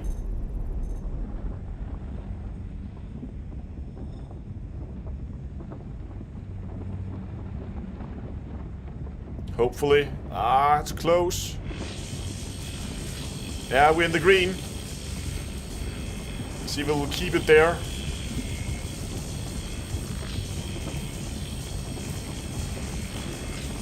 I'm gonna pull slightly back on the power, as it is still rising. Pull more back on the power. Oh, what's going on here? Warning. Power critical. I'm gonna pull the power all the way back. That's difficult to control. Okay. Successful crack. Now let's find the smallest of these rocks here that we cannot. So that is odd. Just look at this. Here we have a 830 that we cannot extract yet. So, but we saw that we could extract a 850, but now we have an 830 that we can't extract. So it's not just mass. Maybe it's resistance also, because this has a really high resistance.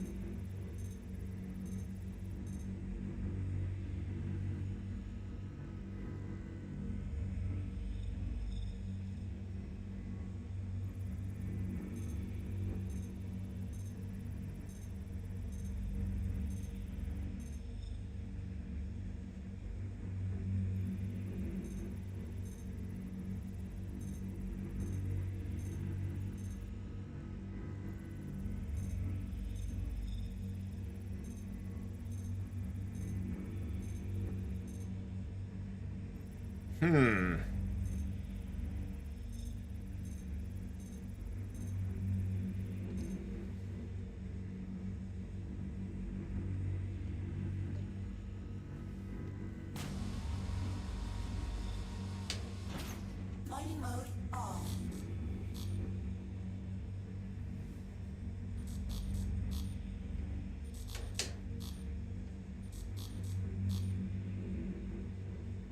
Why won't it let me move?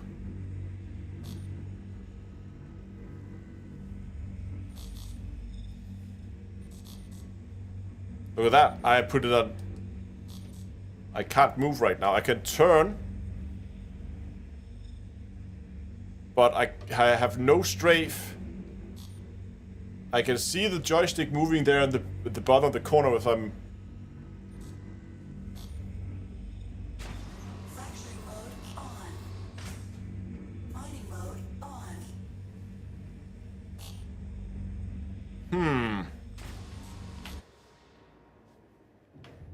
Mining mode off. Reboot the engines. Engines off. Engines on. That worked. Okay. Engine reboot confirmed. Fracturing mode on. Mining mode on. Oh, that's stock space break again. I need to go and fix that. Should we try to just crack this? I'm really curious how that extraction mode that works now. Oh,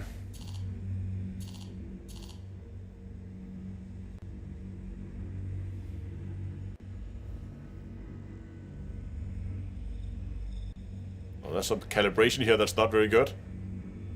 Drifting a lot. Look at that. Okay, now we got it.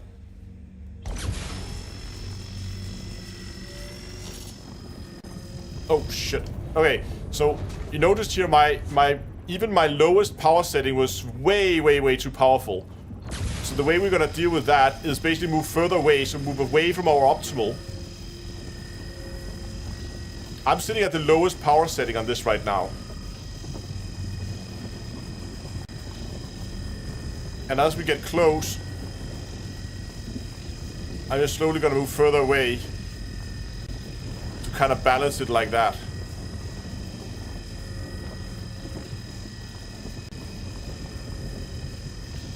And now I can control my effective power.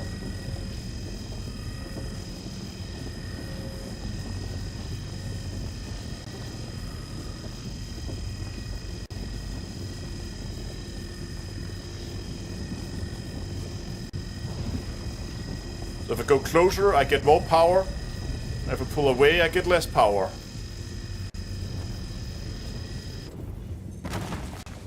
Alright, we got it. So that's how we deal with that. The fact that we can't put our lasers to 0 anymore.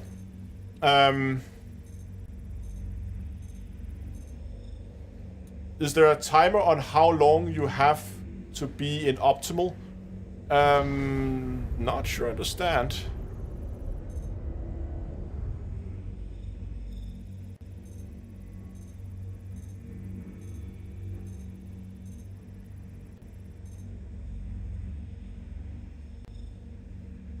Hold on, I need the constant drifting here is driving me mad. Give me a second here.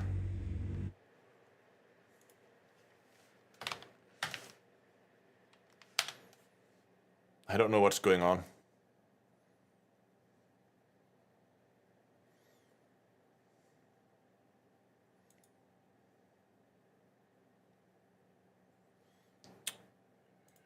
Calibrate axes.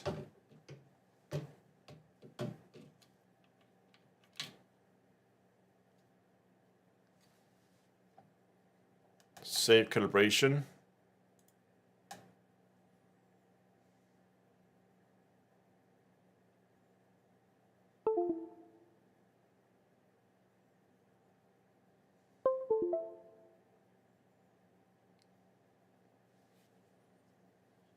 Oh, I forgot. I forgot one thing. Hold on. To calibrate those again. Side to side, forward, backwards. And the thumbstick. And I also need to calibrate the space brake axis. You can see there.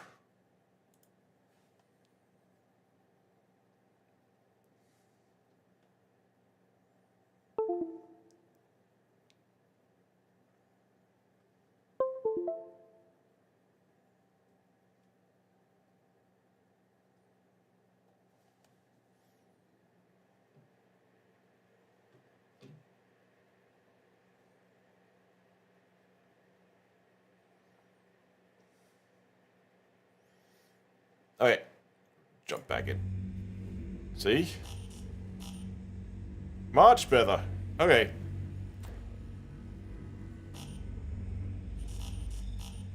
Is that the space brake that's stuck again?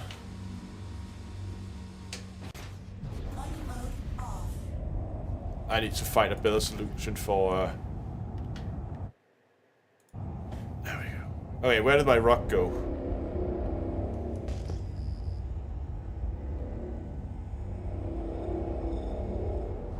Huh. I think my rock disappeared. Oh well, doesn't matter.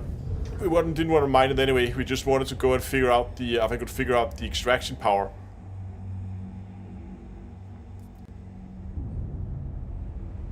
I'm using the lossless scaling tool, yes.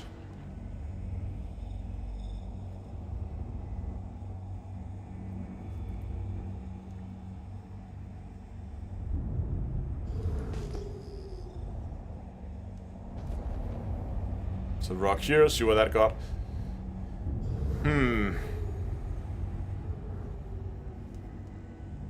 Whoa! Jesus, that was a little bit too close.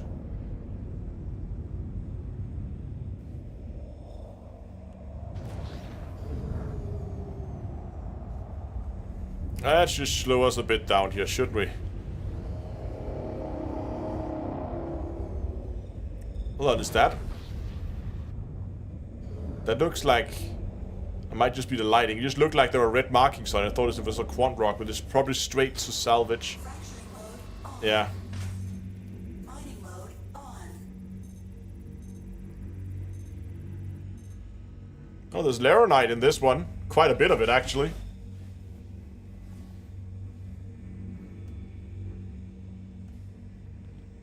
not what we're looking for.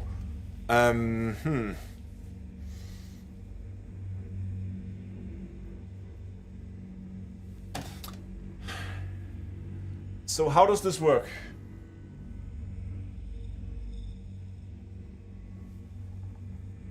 It is free Laranite, that is true, but I'm trying to figure out how the extraction works. Because now we have mass, but it's not the mass, because we've already seen that we have smaller mass that we couldn't extract, but bigger mass we could extract.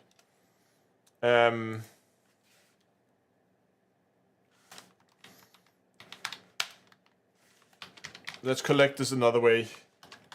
Res ext.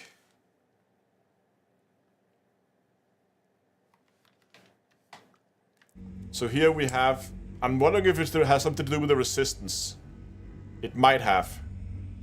So a 514 with a 21%, come on, with a 21% resistance was extractable. Okay, let's keep looking.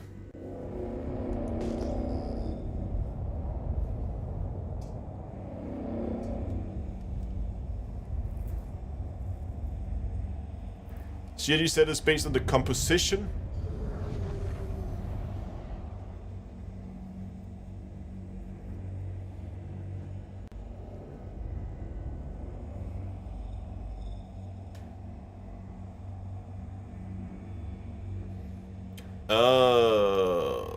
So different materials have different like mass ranges you can collect them at.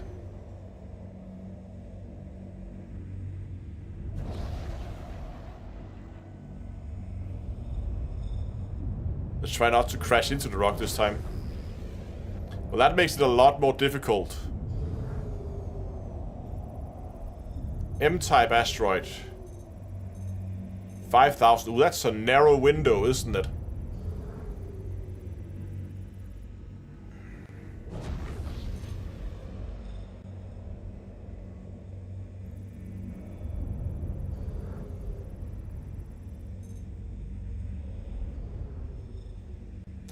But hold on, we have this composition here.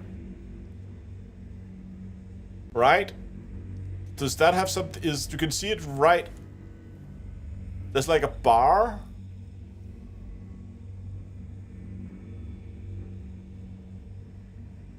This window is gonna be difficult to mine. But let's give it a go.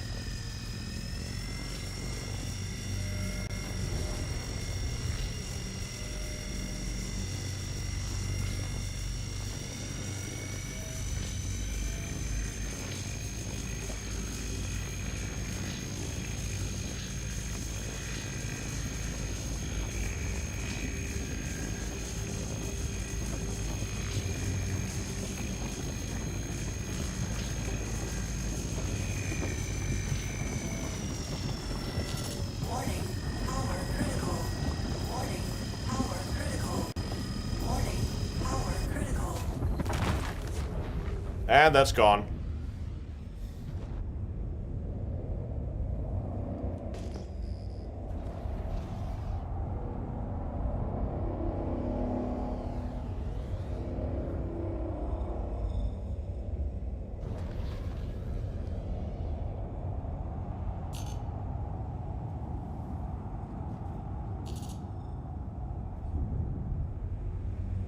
Slow us down a little bit.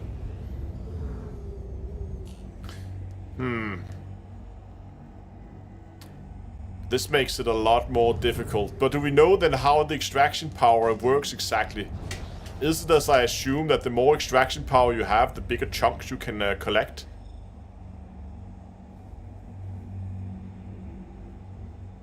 The rock overheated and it detonated into dust, basically.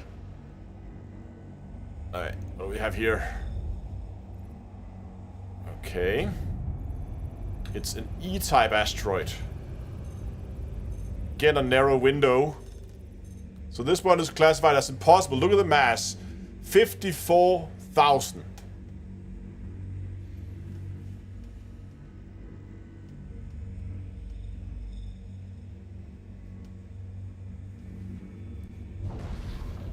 There is no way, and it also says here this is impossible. There's no way I'm gonna be able to mine that. It's way too big. In stuff like that, where you're gonna need a very, very effective mole fleet, I think. Well, not a fleet, but you need a mole at least if you want that to work.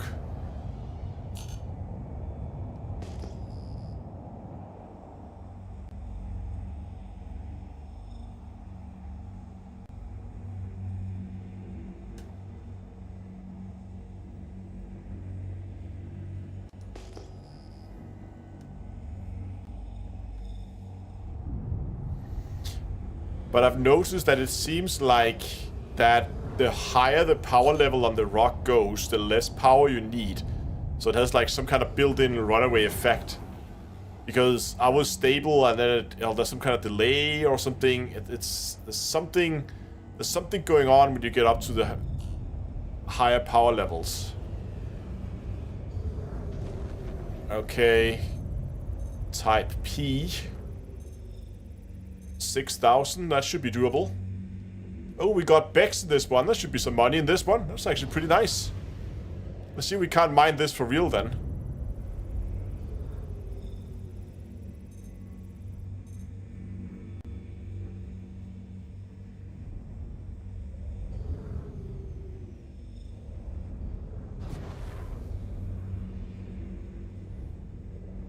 So position us round about the max, the optimal point. Not quite there, but close. Let's turn.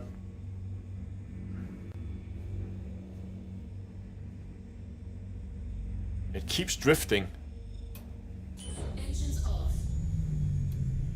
Engines on.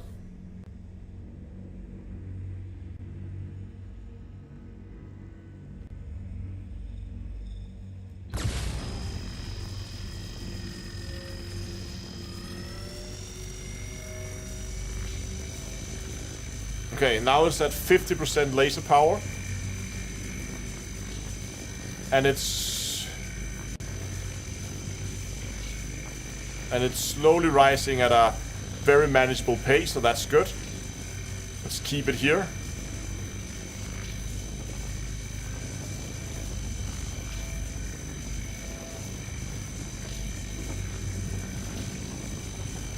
Gonna turn the power down a bit. Keep it at 40%. 40% is too much.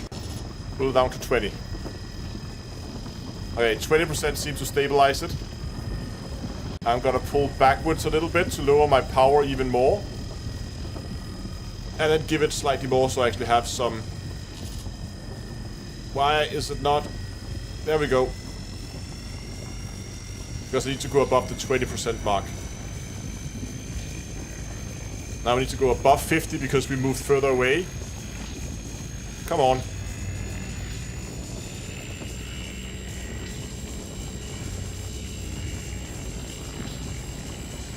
Alright, full power. And we're back in the green. Now I want to move a little bit closer actually.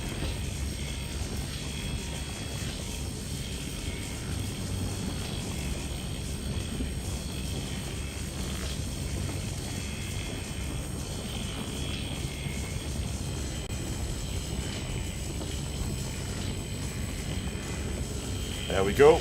Keep it there.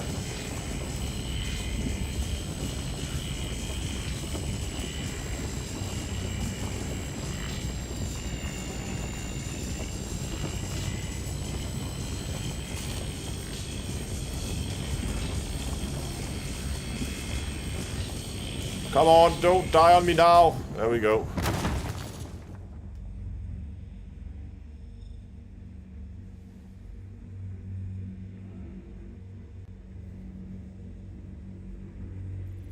Oh, there's one there that's straight for extraction.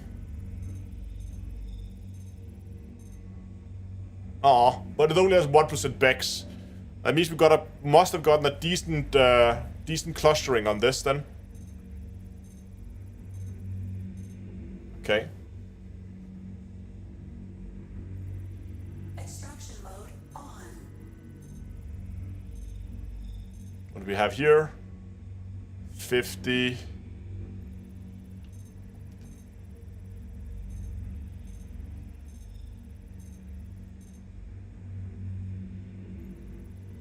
Look, I'm just going to test something here. I'm just going to scan all the rocks here. Okay, so they're all around this 50 to 60%. There was one that was down to 40s, but... And that one to 30. So if I'm pulled backwards from this now, does it keep staying? Yeah, it keeps. So I don't feel like distance has anything to do with the extraction here. Alright. Let's just start extracting.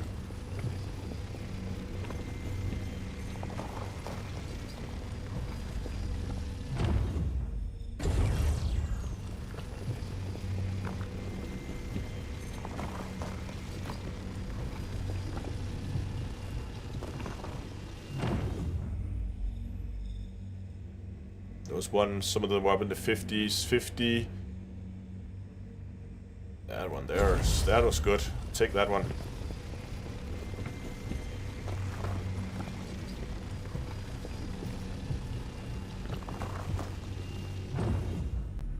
What if I'm extracting faster if I go closer? I am. Interesting.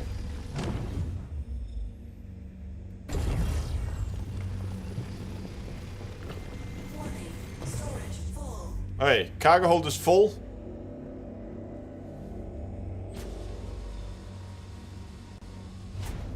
Mining mode off.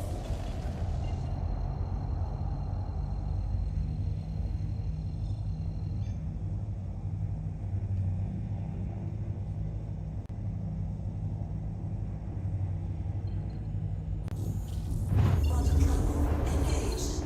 Quantum travel complete.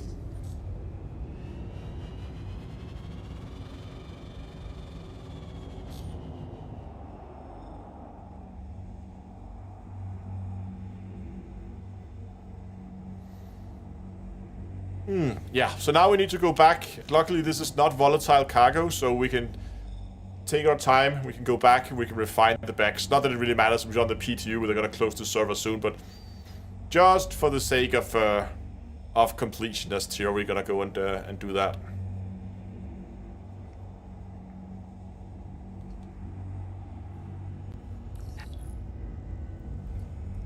Okay, but I know I asked this earlier. Do any of you guys know extraction power? Is that how big of a rock you can extract?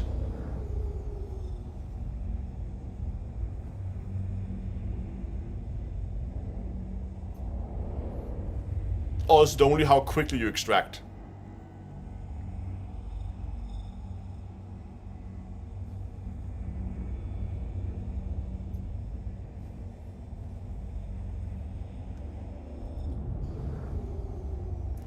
Yeah, because if it's only how quickly you extract,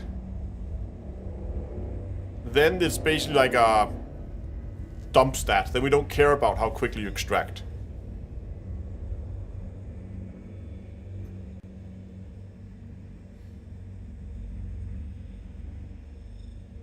Oh, maybe I should lower my landing gear.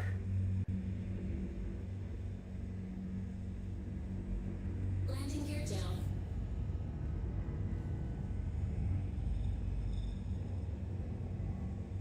Landing successful. Landing complete. Have a pleasant stay. Extraction isn't really implemented yet. Basically, negligible effect on time. They did not really explain it in the notes. Have to do some testing to figure out. Yeah, exactly. I haven't.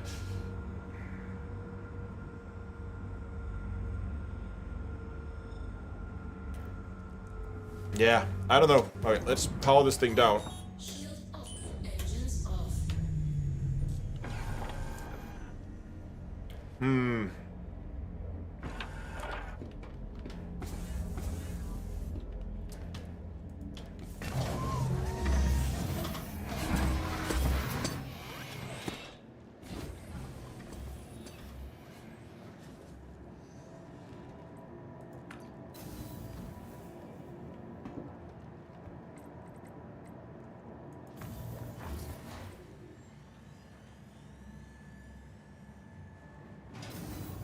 Have I tried swapping out the saddlebag for the mole's back? No.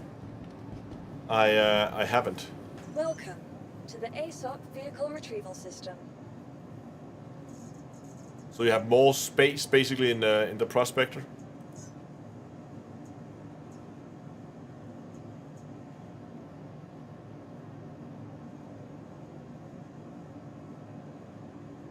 I thought they were just. I knew they were the same size, but I thought they were just. It had more of them.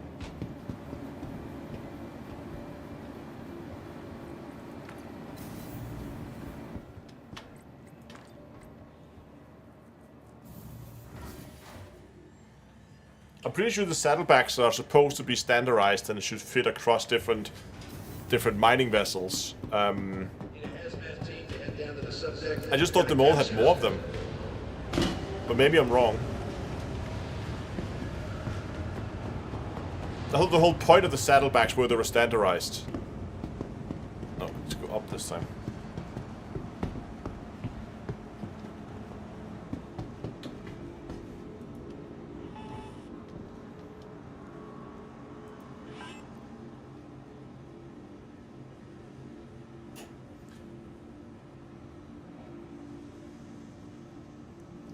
Prospector has 4 times 8 SU, Mole has 8 times 12. Okay, that's weird.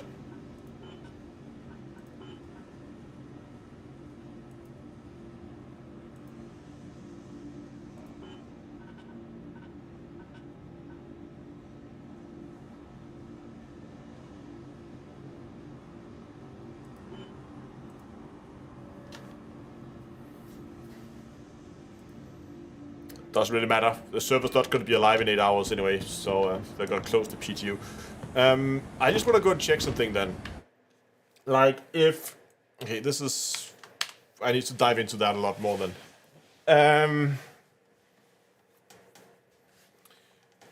If extraction power is just speed and not the size of the rock, then how does this change things? Because then kind of we want to go for those. Impact is still good because the window size.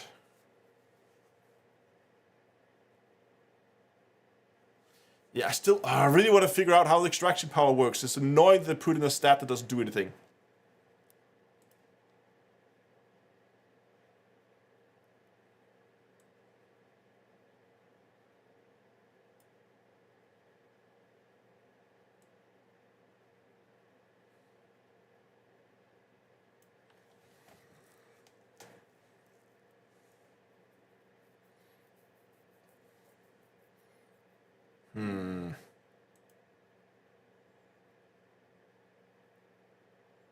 So I'm thinking,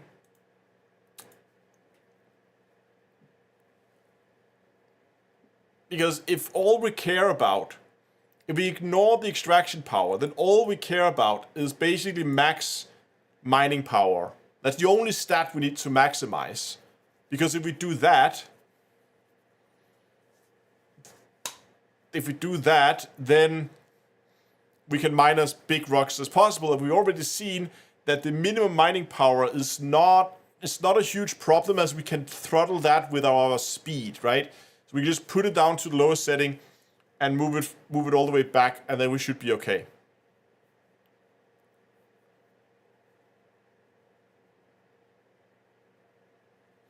Wouldn't they call it the extraction rate rather than the extraction power though? Exactly. That sounds weird. Andrew says, somehow mining is always appealing to me, no matter which game it's in. Me too.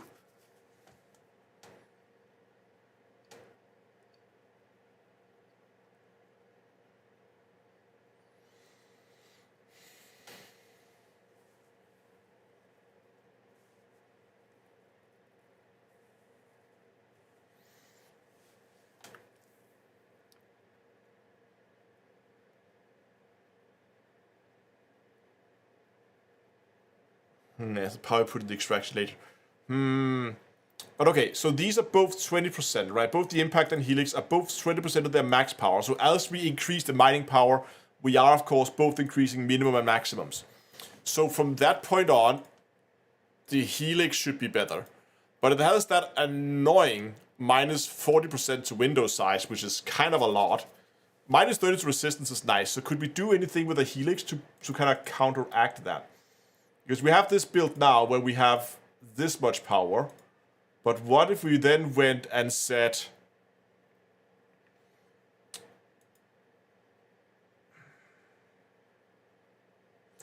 What if we took and said focus, hold on, what if we said helix with a focus laser here, and then a search instead of the Vaux? What does the Vaux do? Vaux gives us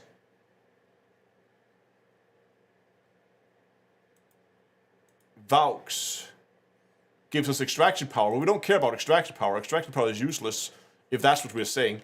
Then we should go into something like this.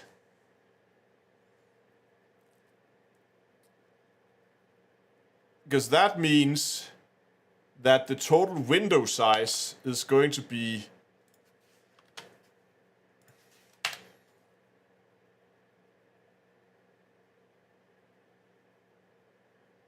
See, even though we take 40% out and add 40% later, we are still only at 80. We're still at a minus 16% to window size. It's just so brutal on the helix head to have that minus 40.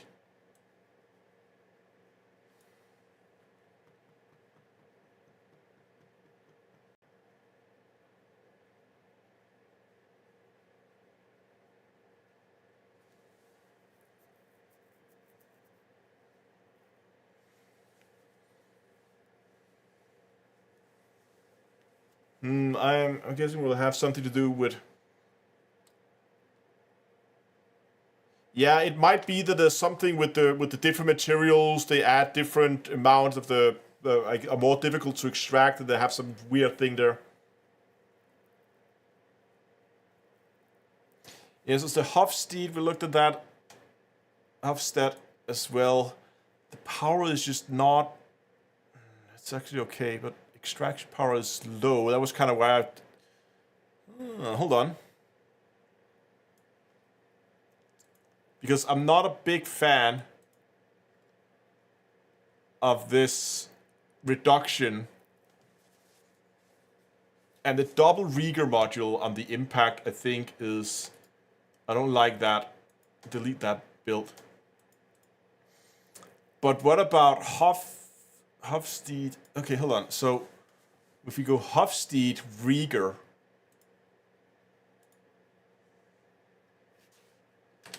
we end up with 2,600 power.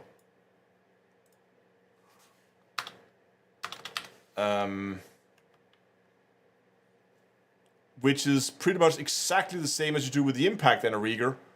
But again, we don't have that extra... Okay, let's hold on. If we went with a Hofstede, we do not have the ability to put a search on there as well.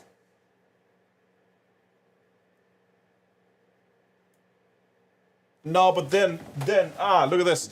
Then what you want to do is you want to go Hofstede search, right? Because if you go Hofstede search, you can just say, if we don't need the power, we don't have the power. But if we come across a rock where we are close to being able to mine it, then we can use the search modules, and that gives us more max potential, right? It does increase our instability, but what do we end up with? We end up with like 3,100 power, which is actually not bad. And what are the other benefits of the Hofstede? Minus to resistance might also be important. We don't get anything on the window. Like, we don't get those 20% there.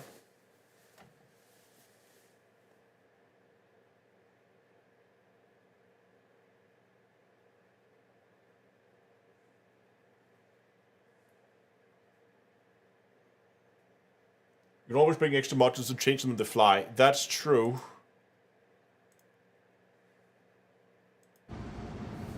Just gonna see we are still in game. So what you're saying is we could bring modules here consumables or basically passive modules as well, I guess, and just plug them in as we see fit. Because we still have we're still gonna bring sabers and boremax, and sabers is gonna help us. If we have something with a small window, we're gonna put a saber on there.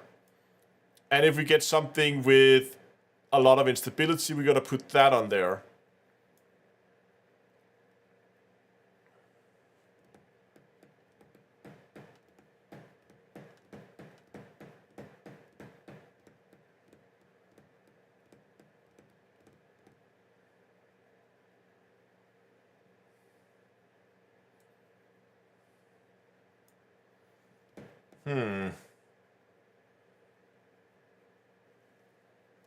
Yeah, we could put like a wave shift in there if we come across something.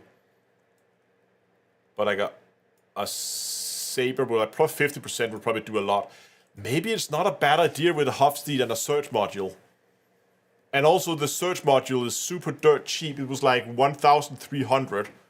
And that means if the game decides to throw an invisible asteroid at you, and you do lose, now we did get our modules back, but if you do lose your module, well, it's only a search module, right? Compared to if you lose something like a Rieger, which is like 16,000, which is a lot more expensive. So the search, and of course the search, I know they are consumables and you will have to buy new ones all the time, but you get my point.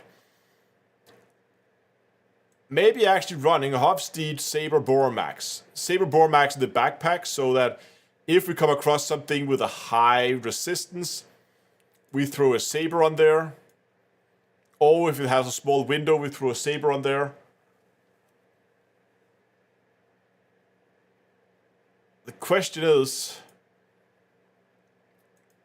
do they have a Hofstede S size 1 in here? Hold on. Need to click in, there we go. The mouse disappears.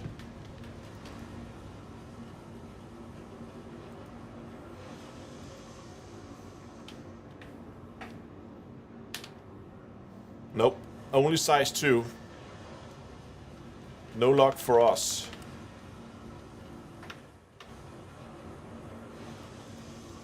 What kind of size 1 heads do they even have here?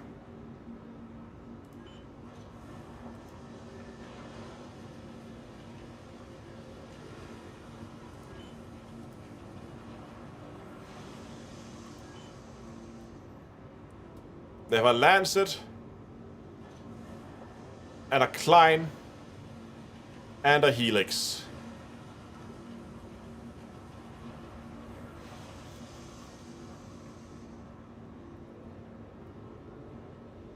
You can put 2 gadgets on 1 rock. That's weird because I'm pretty sure if you read the gadget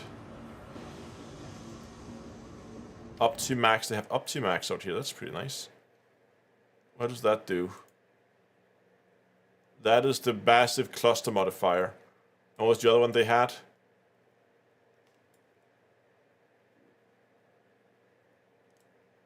That's the massive charge rate.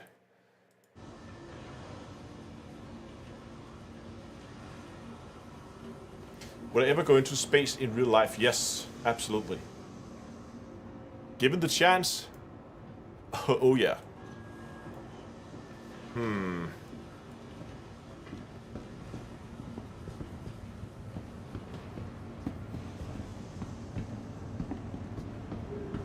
Oh, we were looking at the rocks. That was what we were doing. Sorry, I got sidetracked. They were just...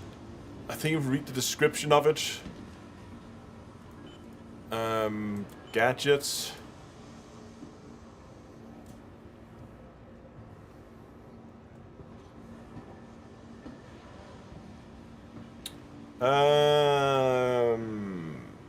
to bypass the deposit resistance...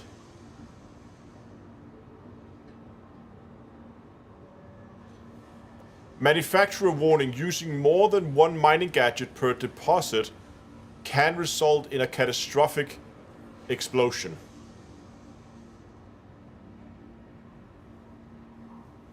Yeah, but I don't know if we want to go and run for that now, Dunkel, because before we get back and get back out, it's going to be like half an hour. I would rather go for another mining trip with the ship we have.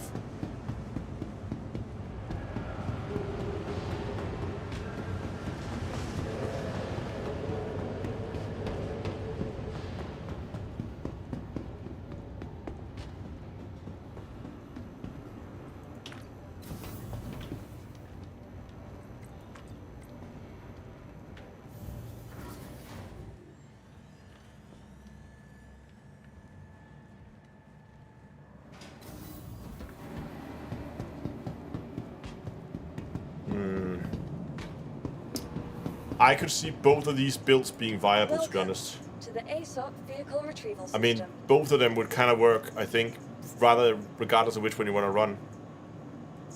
Vehicle selected. Stand by. Your vehicle has been delivered. Hangar 4, let's go.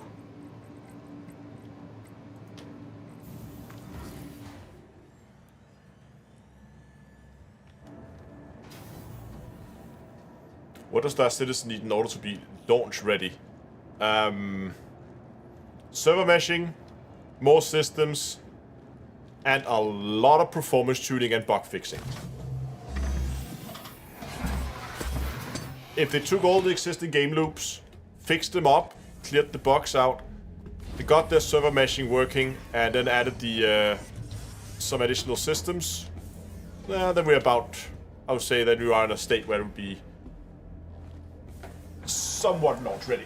It won't be complete, obviously, but it would be in a state where I would actually say that it would be launch ready.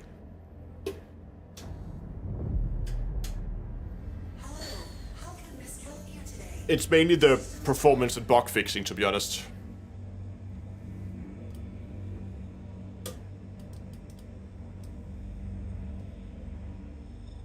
You are clear. Hey Ozzy, doing great.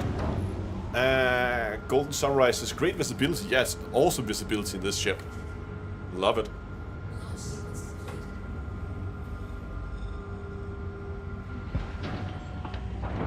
Landing gear up.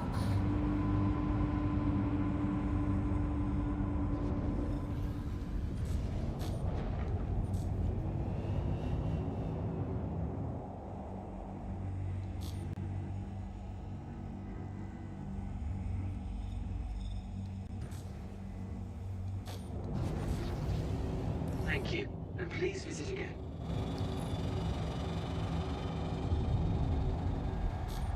Alright, let's not go too fast, as we know there are invisible asteroids and they hurt. Let's go for that rock there. Let's see what we got. Let's lower our speed, use our boost.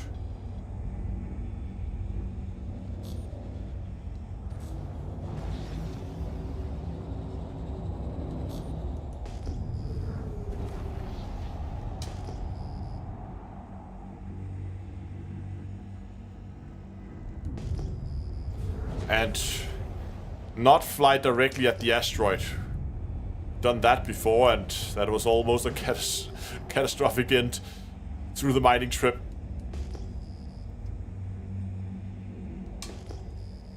Okay. Fracturing mode on. Mining mode on. Okay, C-type asteroids. It's directly for extraction. It's purple. Oh, we got 29% Terranite. Terranite is good. Okay, do any of you know? If you look at the composition of it, so you have the scan. Whoa! I thought my ship was stopped.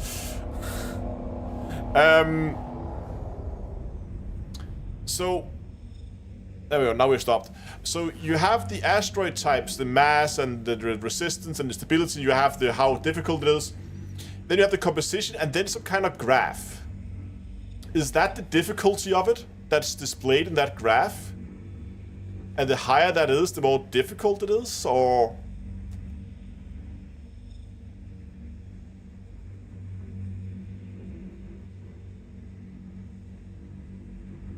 Because I don't get that graph. Does it change when we extract it, maybe?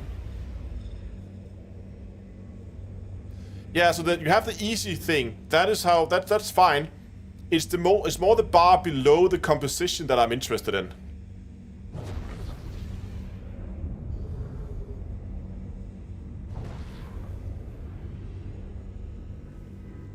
Extraction mode on. Just see if it changes as we begin to pull material out of it.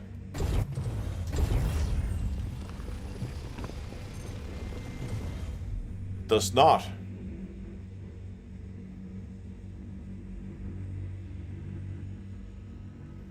Looks like the difference between... Oh, okay. That might be it. Oh, and it's gone. Okay, that might be it. That's... How much is usable? Okay. Fair enough. So that's not it either. Oh. Oh, scanning.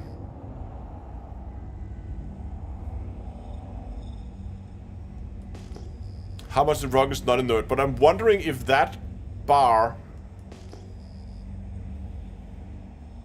Hold on. You know what I'm gonna do? I want to begin recording some data here. Let's make a new sheet. And what we want here is something that you guys can actually read. We want mass. We want inert percent. And we want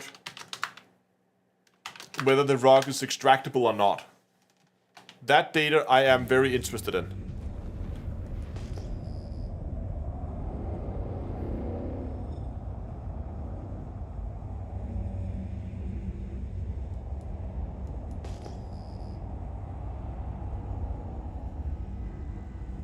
Because it might be that, dependent on how much material, like if a rock with 100% inert, maybe you can extract that regardless of size, because it's inert. So even the biggest rock, if it's pure inert, you can always extract it. That's my guess here. I'm guessing right now. But then the more composition it is, the more difficult it gets. So it's basically the amount of mass of non-inert material that determines whether you can extract it or not. So now we have one here, 11,000. That's probably going to be too difficult for us to mine. Now it just says hard. So it's not impossible.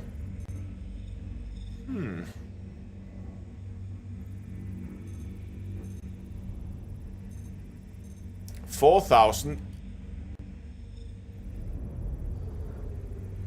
Okay, so we have one here, 4,666. So, mass, 4,666. Inert percentage is 2.13. 2.13. Extractable? No. Okay. Let's try just for fun to crack this one open and see what kind of data we get after that.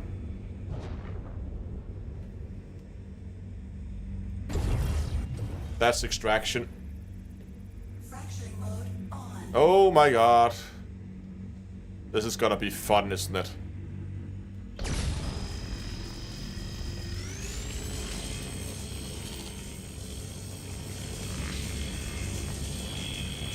We need to move closer.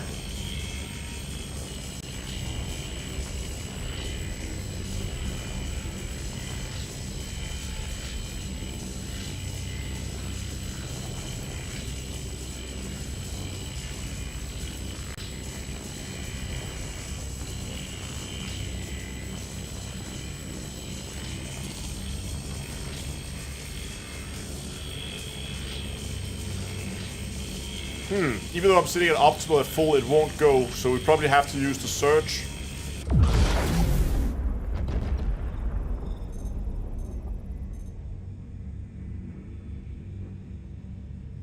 That is weird.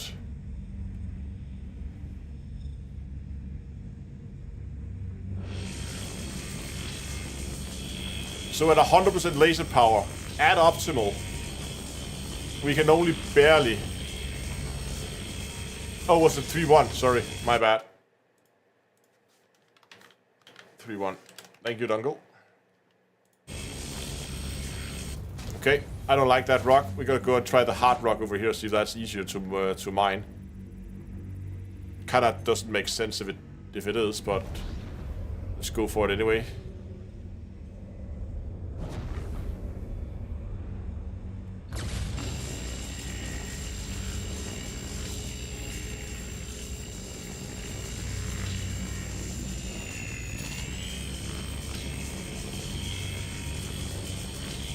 Oh, I think if we move ourselves a little closer to the optimal, we might actually be able to mine this without the search.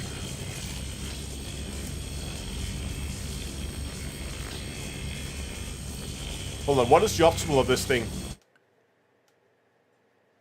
What is the optimal laser range?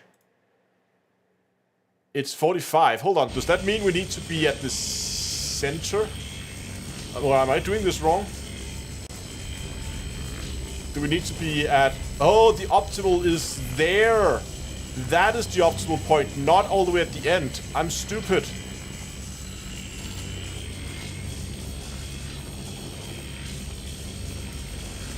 So we can barely make it move, so if we fire...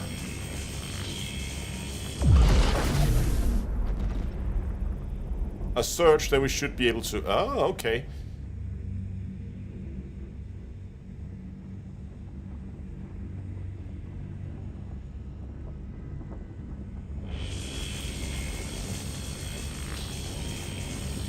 Another!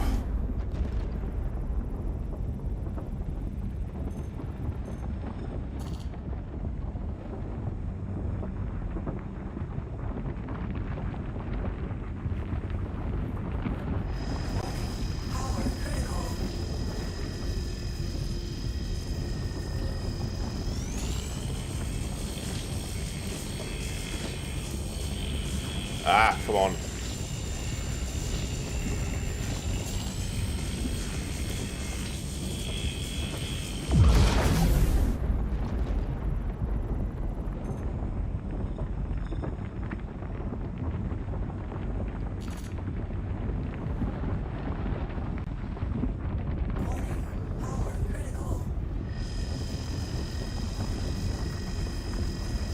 Those search modules are hard to control.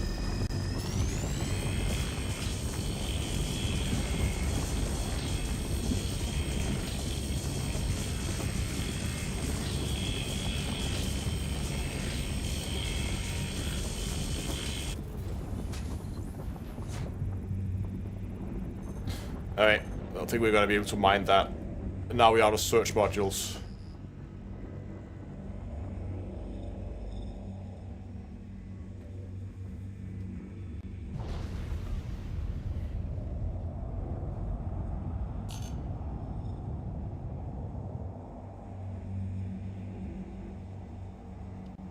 So the HUD is calculating distance from your helmet and should be ignored instead of the mining UI.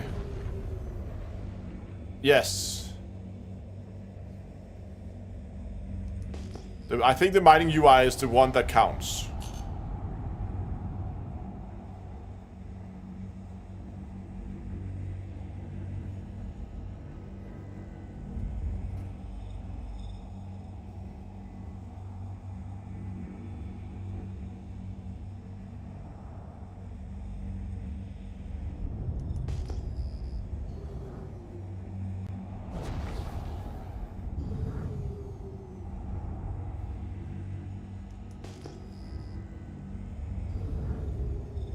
Got 3 rocks this time.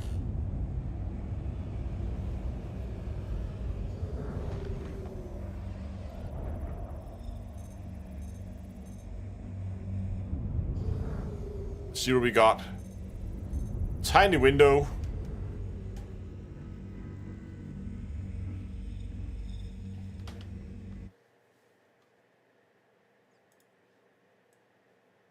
Just type in this data here. Apart from that, it's drifted off the rock, so we couldn't see it. There we go. So this one is 3,165 with a 0.58% inert.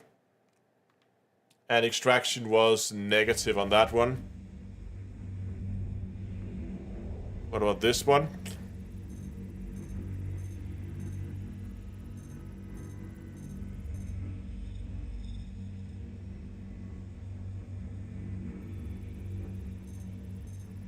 I don't want to try to mine these when they have these tiny windows. It's almost impossible. That's too big. Yeah. Okay. Move on to the next set. There should be another pair just down here. I'm not sure if that's a pair of them or just Just one. There should be another rock down here. Oh, there's 3 of them down here. Perfect.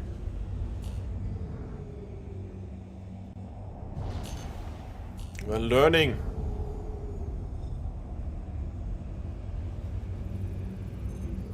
E-type asteroids. I'm not sure what these different types mean either.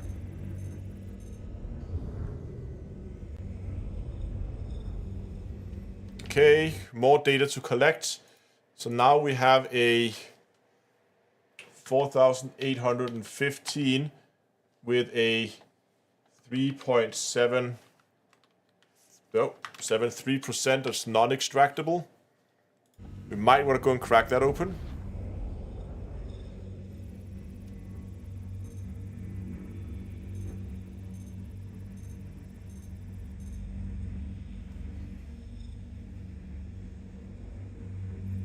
Oh, this one is extractable. Let's see what we got here.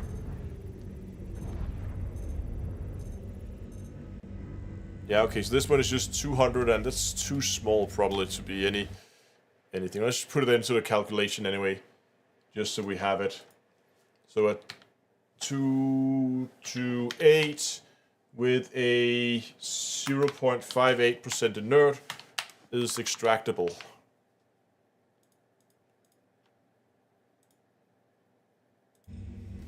Okay, let's go and let's, whoops, crack this one open. There we go.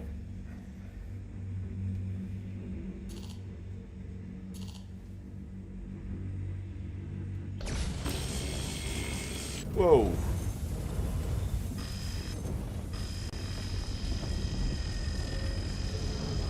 Ha, just gonna not sit it optimal with this one here. Let's just sit out here.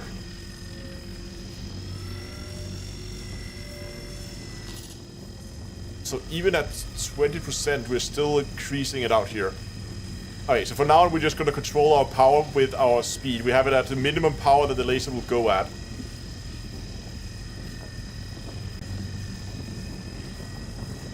So push forward a bit. Pull back.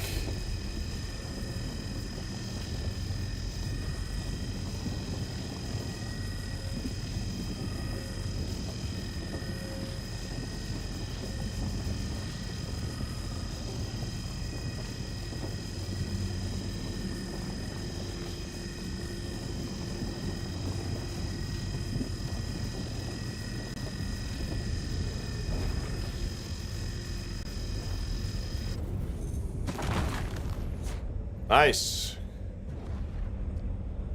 Clean crack. Okay, that should be a lot of data we can put into our spreadsheet. I like data in my spreadsheets.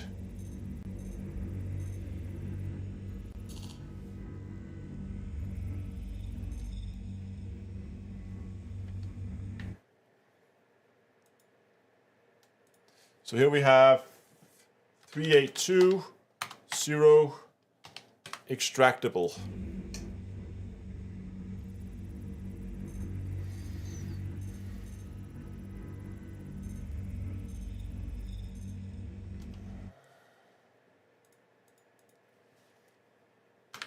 Four 13, 0, extractable.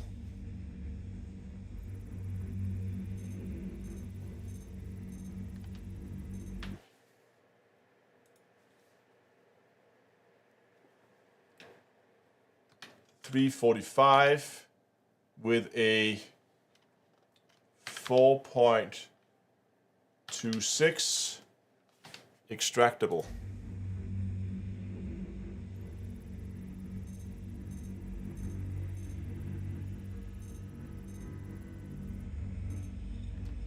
Okay, it's the new biggest we've seen so far. We're getting somewhere.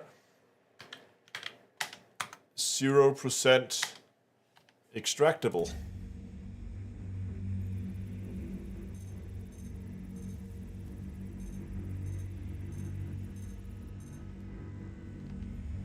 The stupid thing is when I'm done with this, I need to do the whole thing again with another laser. 342 with a 6.91, and that is extractable.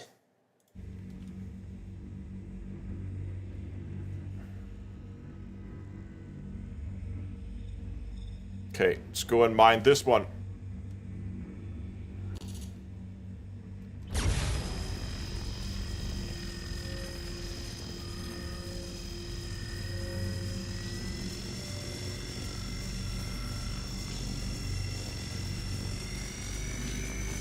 %50 power. It's not enough.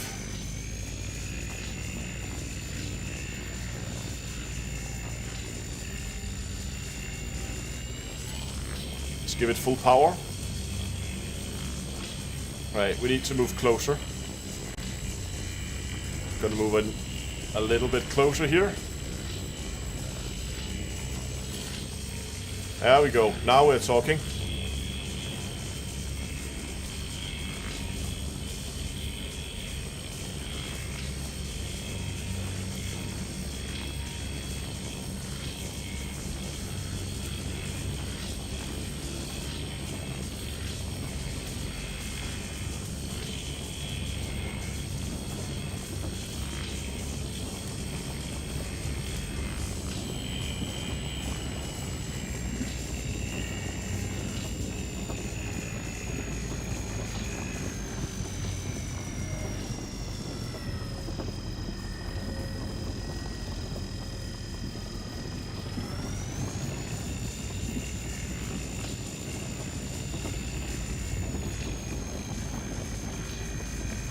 A little bit further back, maybe.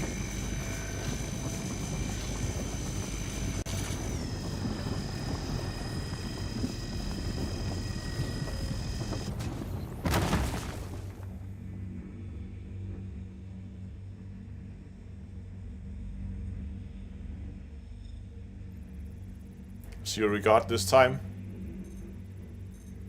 Oh, look at that. Now we got a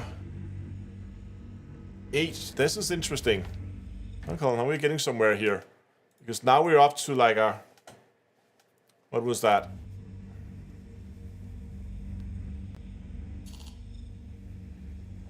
897. 897 at a 0% inert is extractable.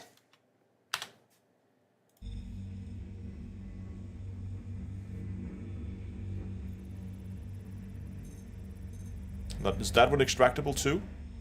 So this looks kind of big. Let's see how big that is. That's an 899.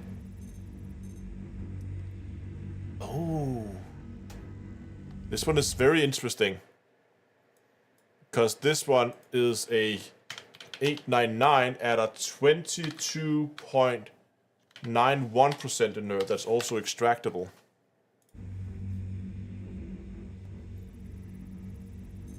See, we have some high percentage inert ones here.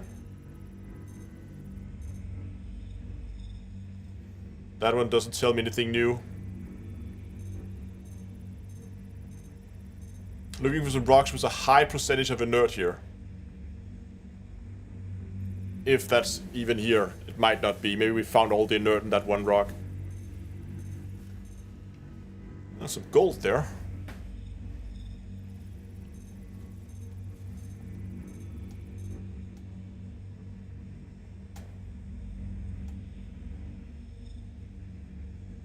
Huh.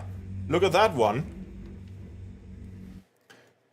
That one is 1,181 mass, 0% inert, and extractable.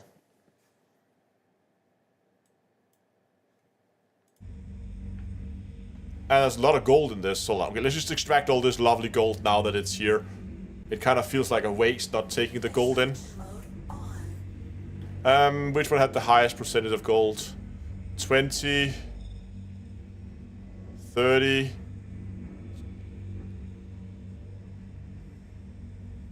Oh, that one's actually pretty good.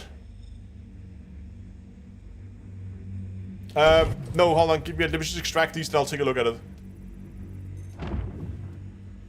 Well, that was very quick.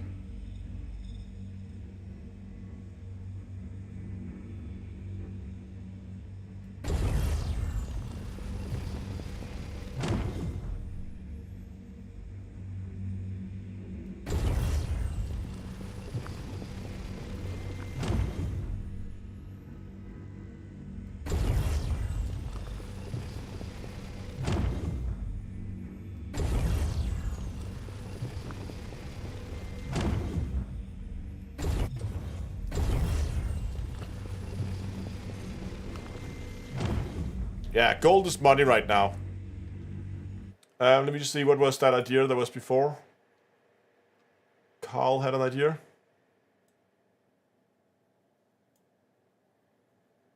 Primary element of rock, just in case. Yeah, I might have to go back and look at the stream to collect some data afterwards. That's the good thing about live streaming these kind of things, is if you want to go back and do some data collection again afterwards, it's relatively easy.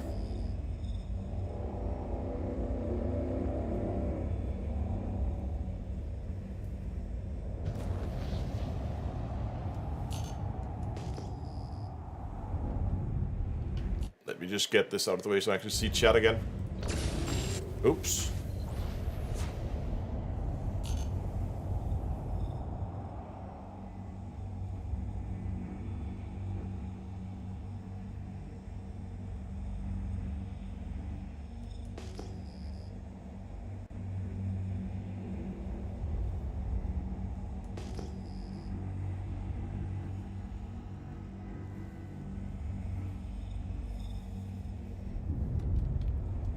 Now I just need to actually be able to see the chat auto-scrolling here so I can get... Okay, that's the rock. Let's see what we got. We got... Okay, something we can't extract. Hopefully it's not too big. 4,000. Oh, there's a lot of inert in this. This might be interesting to crack because that high inert percentage. Because that was kind of the same size as the previous rock before we cracked it. But the inert percent here is rather high, indicating that we might actually be able to get some solid data here. Hold on. Let me actually just go a little bit away from optimal. Let's post this there. Let's put this...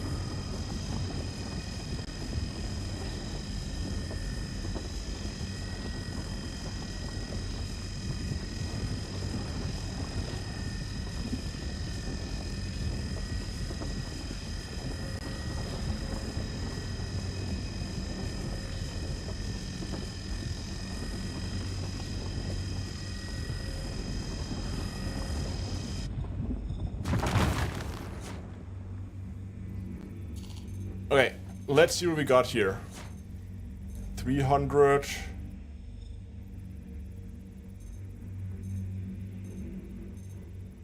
There's 100% inert there, but it's low mass, so it doesn't tell us much.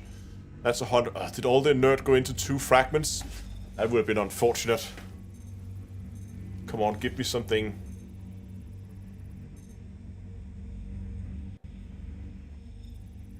I would like to see something like 80+% inert, because okay, that one might actually be interesting to record, because how much was that? 847 at, let's make this smaller so I can actually see what I'm doing here. At 25.98%, and that is extractable. That one is interesting because I have a feeling I might be onto something here. Ooh, 0% inert. There's a 1221 here. 0% inert.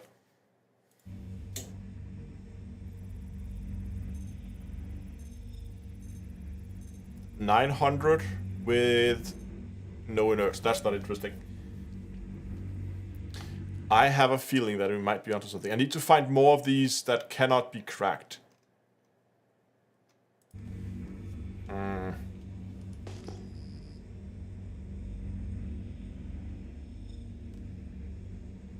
That's the way we came. Don't want to go that way. I'm gonna head down there.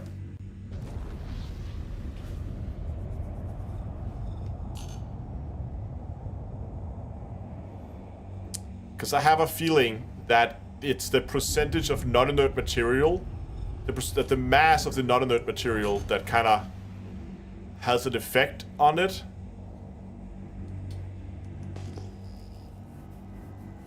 And then the question is just if we do the same thing with another head that has a poor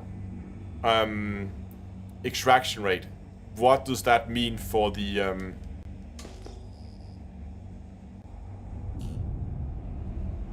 what does that mean for the overall? What do we have here? Come on, 6,000. That could be interesting. Okay, we're gonna try to crack this open.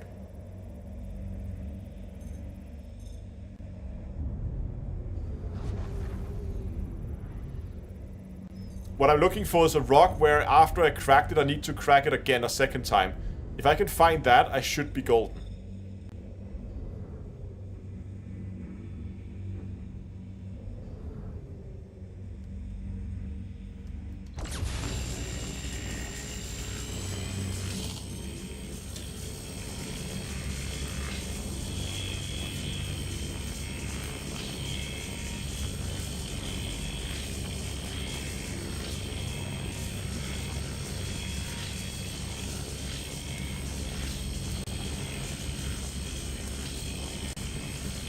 There we go.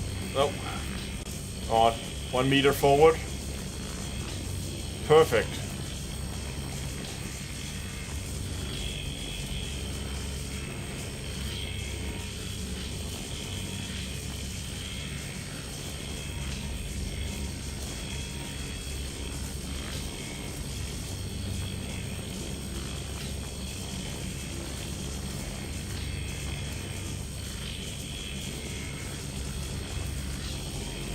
Come on! It's gonna get there, but it's gonna take a while.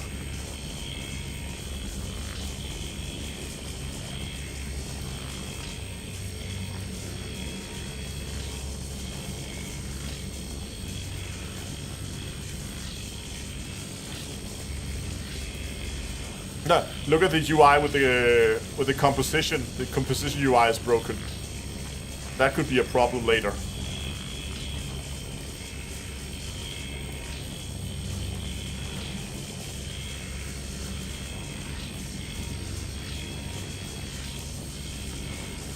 We'll get there.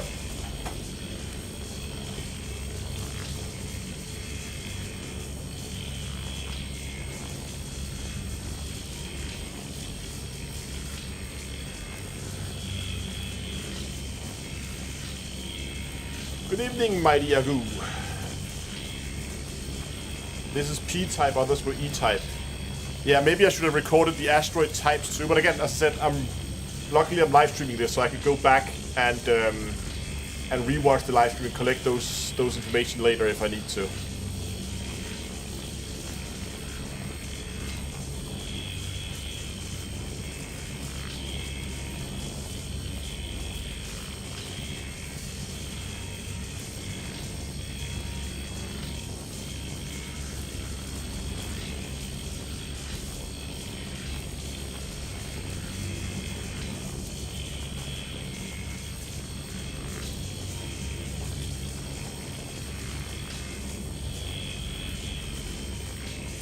Are we getting anywhere, or is it stuck?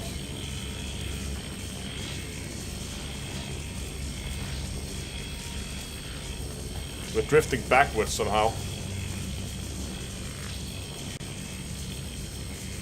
Oh, no, that's too much.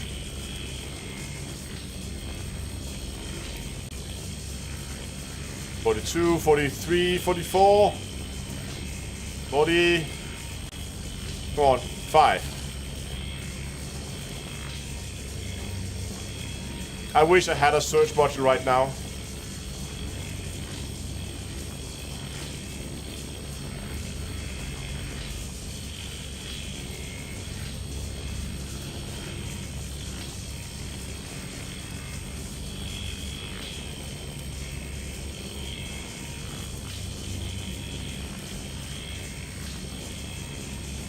I missed the asteroid for just a second and we lost so much progress.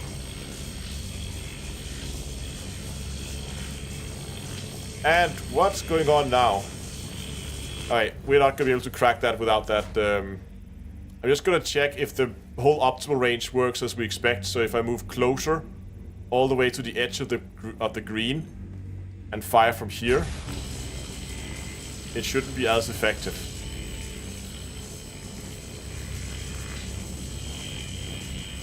No, it won't move off the bottom there.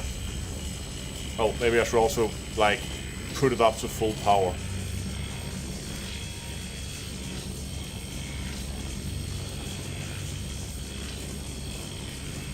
Need to hold the exact same spot for best effect, not move around. That's opposite of what it was before in the last patch.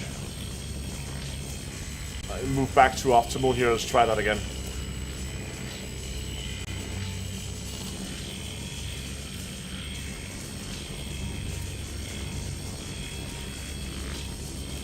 Yeah, it might be new. Let's just try to hold the same spot here and see what happens.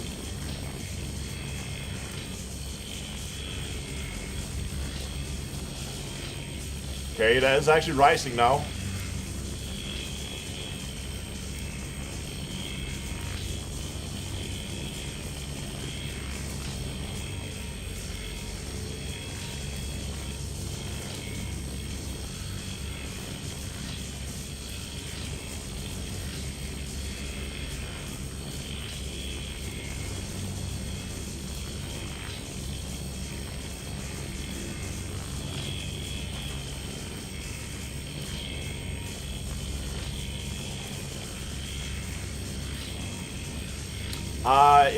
It seems like I don't think we're gonna get this cracked open, to be honest.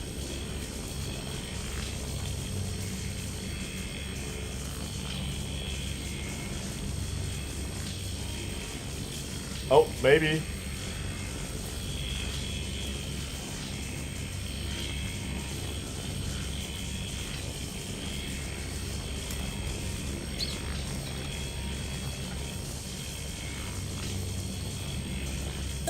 Yeah, so much for easy. I think it would be easy if if it wasn't out of search modules. I think it might be counting in. Hold on, now stuff is happening. I think it might be counting in the search module. Because we are out of searches, easy might not be as easy as it should be.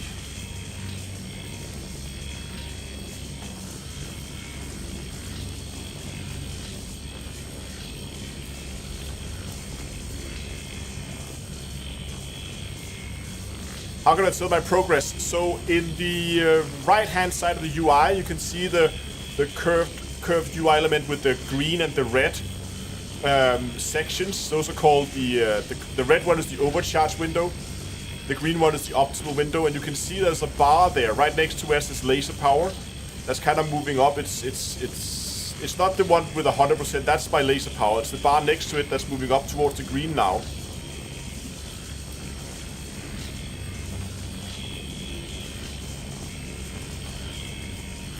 That's the bar I'm looking for.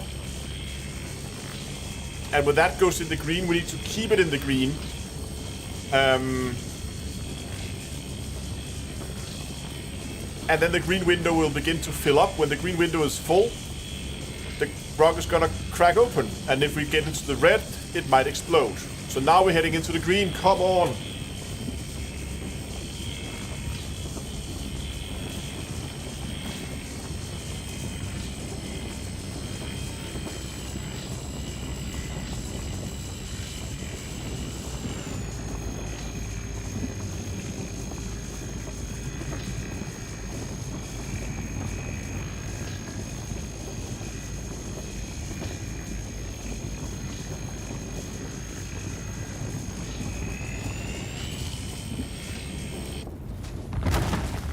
And there we go. It is Confirmed crack. Okay, now this one is going to be really interesting, I think.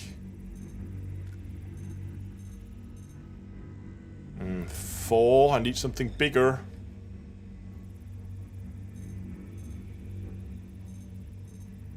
3. Where did all that mass go? We had like 6,000 of it before. 6. The hell? 1,100 there. Okay, but we have a better. We had a 1,200 there with 0%. Let's just type it in. 1125 0 extractable. Where's the last bit of mass? Must be some massive fragments. Okay, 100% inert. And it's super tiny. Oh, look at that one.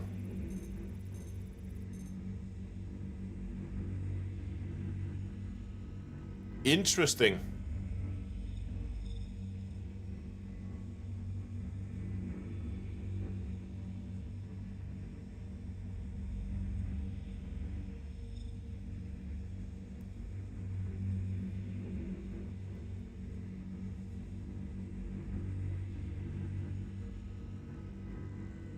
Patches, what are you talking about? But look at that one, 3,500 at 0%. 3,545. 0% is extractable.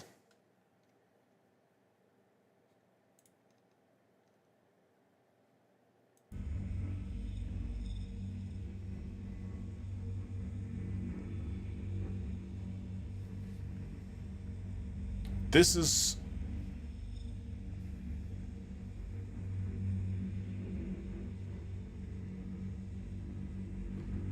Now the reason it's drifting is because I haven't set up my dead zones. I usually never set up dead zones on in the configuration, but I just set the dead zones up in game, but I haven't set the dead zones on the PTU server. That's why it's drifting, because I never bother setting like the proper dead zones on the PTU servers, because yeah, it's never gonna last very long.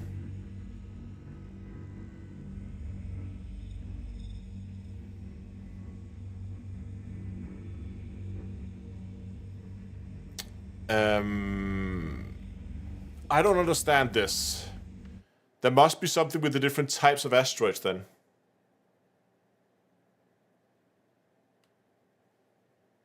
Because the actual mass of these rocks then is the mass of the asteroid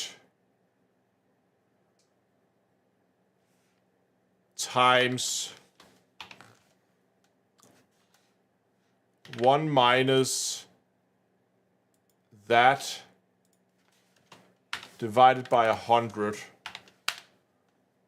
Like that. And if we pull this up here, then it calculates. So this one that has, yeah, that looks about right. That should be a quarter of that. That seems about right, yeah. So now it calculates the actual mass of material that was in the asteroids. And you can see here, if it is just the non-inert material, that doesn't make sense, because in this case here, we have less mass here, but more mass there. And this one was extractable, that one was not.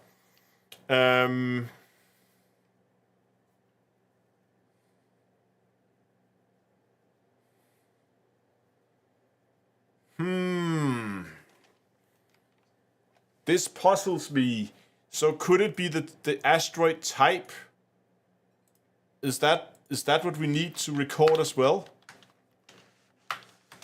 So like these here were type P, and some of the others were E, and that might be different. Or it could be the materials, and we also need to record the materials. If it's the materials in it that determines it, it's gonna be, like, we're gonna need a lot of data to record that.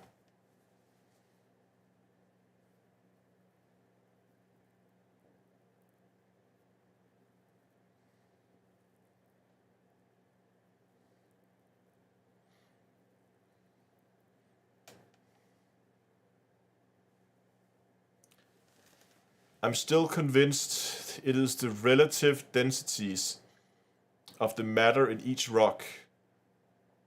I think they made it much harder. Yeah. This is difficult.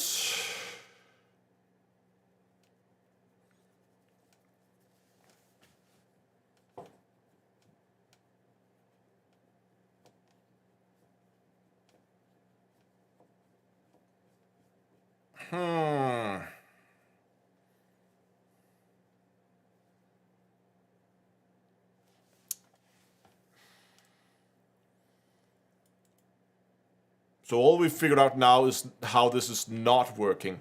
It is not just a matter of mass and non-inert percentage.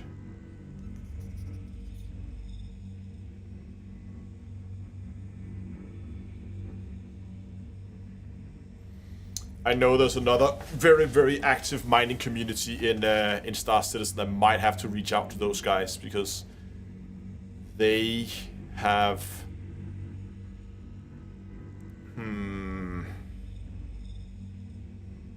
They might already...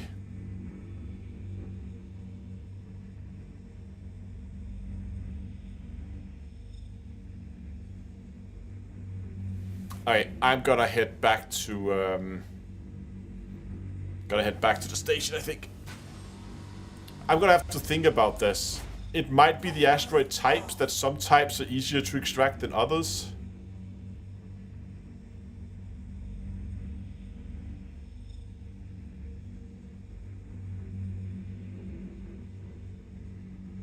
Frontier Consolidated, that might... I can't remember the name of it. But there is a group that does a lot of mining research, I know. And I need to go and get a hold of those guys. Because I am determined to figure out how extraction power works. Quantum travel engaged. Quantum travel complete. Surely... Okay, I'm about to say, surely CIG wouldn't add in that stat and also make passive modules for it if it's not working yet, but then I realized that, yes, they would. Absolutely.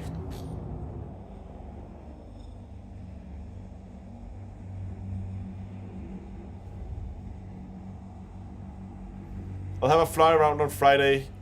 Yeah, that would be awesome.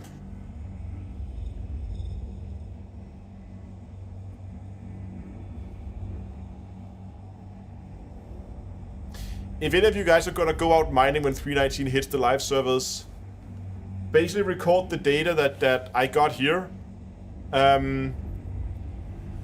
So we need the mass, the inert percentage, whether it is extractable or not. Then I also need to know the type of asteroid and your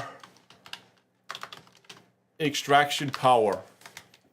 That might be useful information as well, just because if people are running different lasers and stuff like that.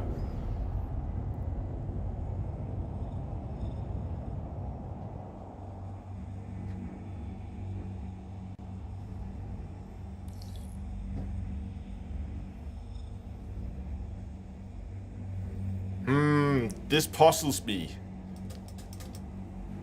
And I like it when it puzzles me, because I like Proceed to puzzles. assigned landing bay. This is the type of stuff that could just... I could just see myself, like, disappear for weeks just to figure this out.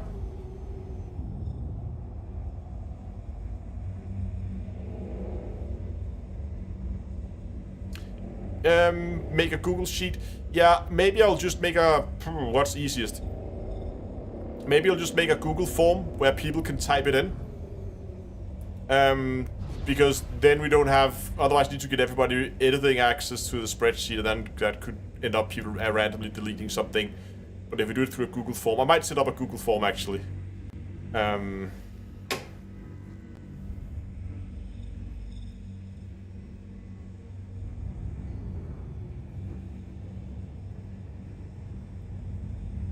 Yeah, well, give me a second here, guys. Just give me a second.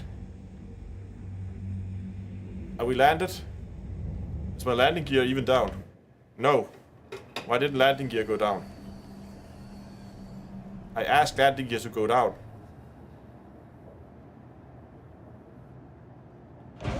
There we go. Now we landed. Okay. Okay, hold on. Give me a second here. I'm just gonna set something up for you guys. I'm gonna jump over here.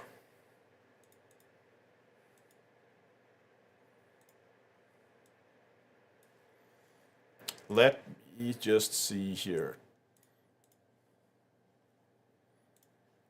Dum dum dum. Dum dum.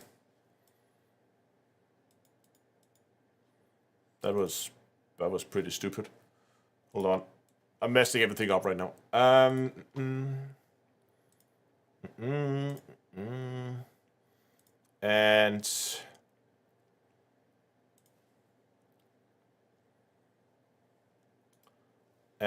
make a new spreadsheet. Google Sheet. No, Google Form.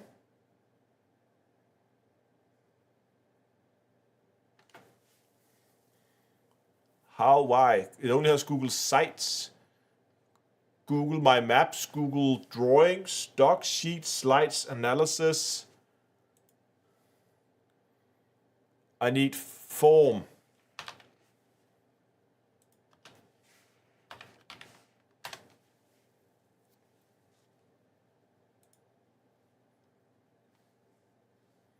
Why won't it make Google Forms? I need a Google form. Give me a Google form.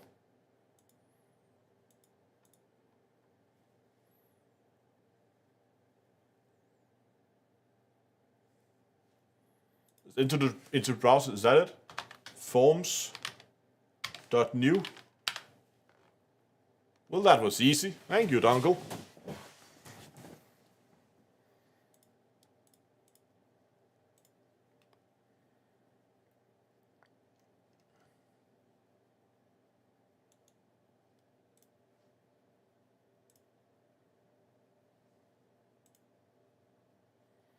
Okay. So you can take you guys with me here. This should work. So this is gonna be the D2EA. Whoa, hello. D2.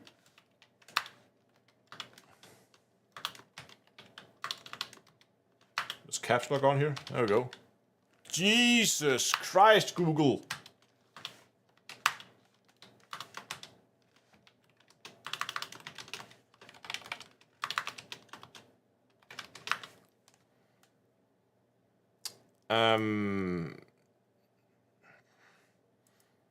So, hold on, what kind of data do we need? We need mass, so this should be a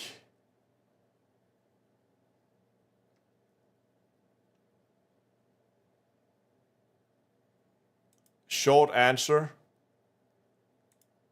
Oh, can we force this to be texts, also be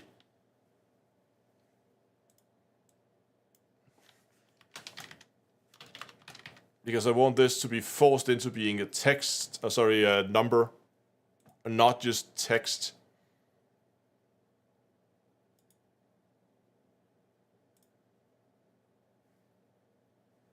Why doesn't it have, this must be text?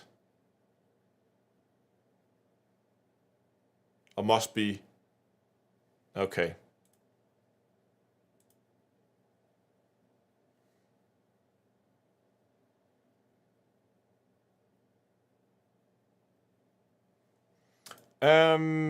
So we need mass. We need inert percentage.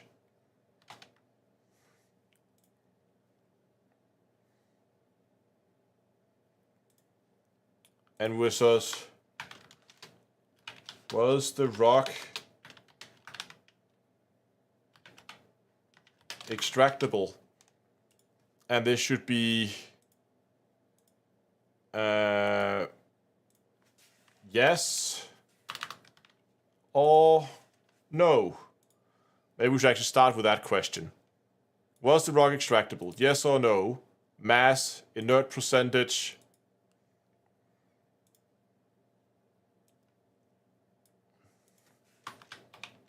Rock type Do we have all the types?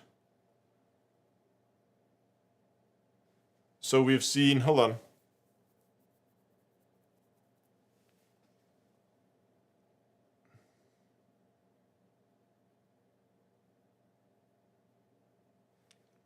Oh, short answer. Hold on. Douglas says I could go 3 dots. This is all in Danish. This is the show option. Oh, short answer. Hold on. Try here. Short answer. Validate.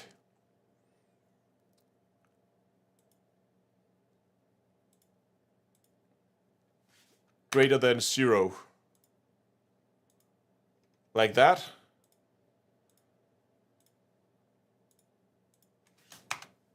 Greater than 0.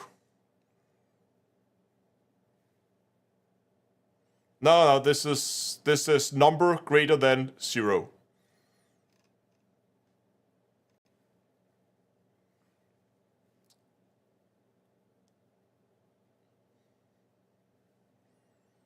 We need the rock types. Do we have all the rock types somewhere?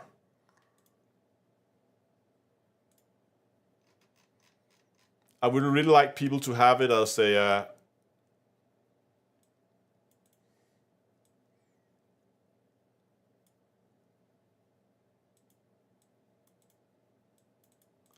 otherwise, we might just make it a short answer.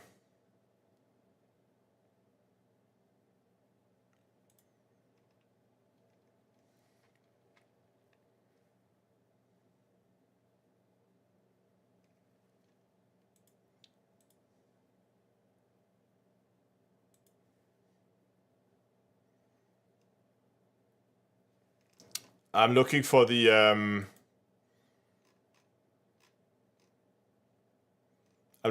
rock type somewhere. Pretty sure I saw a list of them at some point.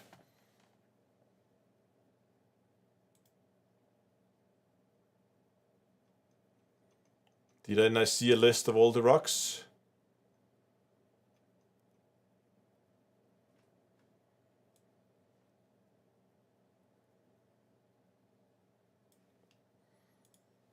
Because we know there are like, what do we have? We have E-type, P. What else have we seen? Probably Q as well. Discord DMs, thank you.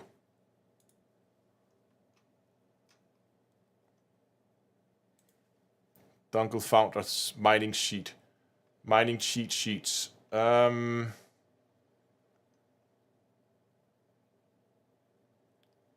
Tier Q. Those are tiers. Asteroid types. Here we go. C, M, P, Q, and S.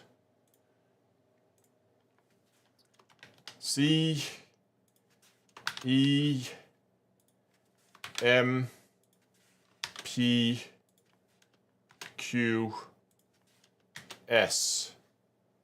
Thank you, Dongle.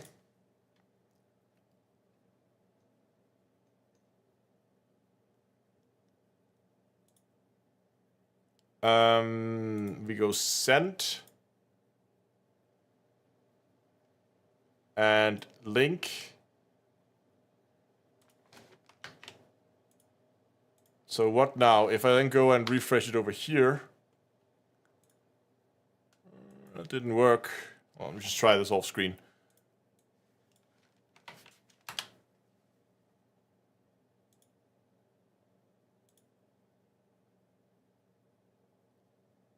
Okay, here it is. So now I should be able to say, was the rock mineable, yes or no? I can type in the mass, and if I type in numbers, it's gonna, so I need to type in like numbers. In inert percentage, does that accept like decimal points? Yes, it does. And then I select the type here, and then you click send.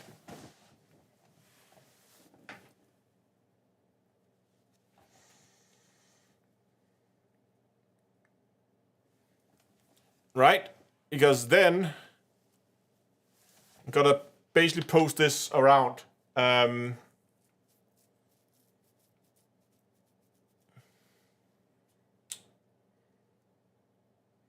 yeah, I'm gonna post this over on Discord. Because yeah, so when it comes out, we can then go. Oh, I forgot something. I need to add mining power. We need the mining power too. So basically, we need. Can we like duplicate this? No? Okay. Mass inert percent, so we just put not mining power, extraction power.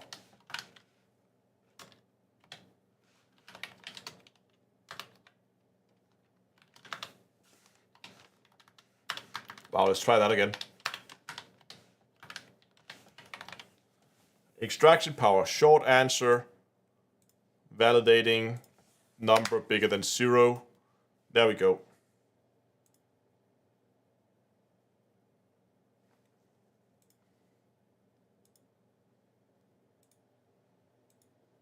Okay, I think this should work.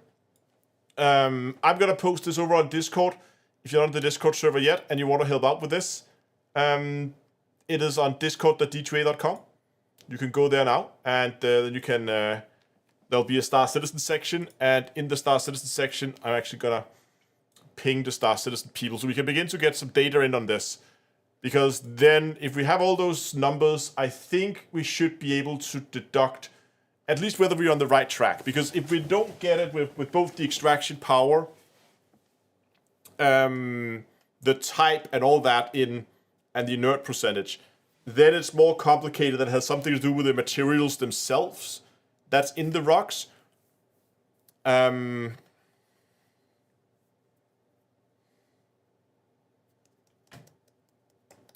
Okay. I'm gonna post that on Discord later. I'm just still trying to figure out what other things we could have missed. But for now, let's try that and see if we get anything useful out of it. But anyway, if you want to help out, it's going to happen over on Discord. I'm going to have to jump off for now as it's getting a little late. But I will be live streaming again here over the weekend. As we, of course, have the Invictus launch week. I probably won't do that much mining. But with Invictus launch week, we're going to go and play around with the new ship. The Fury is coming in on Friday too. If you haven't heard, the MISC line of ships, or the MISC ship manufacturers is getting a subsidiary called Mirar, something I can't remember. They have basically a high performance section of their ship lineups that's going to focus Murai? Was it that? Okay, I can't remember.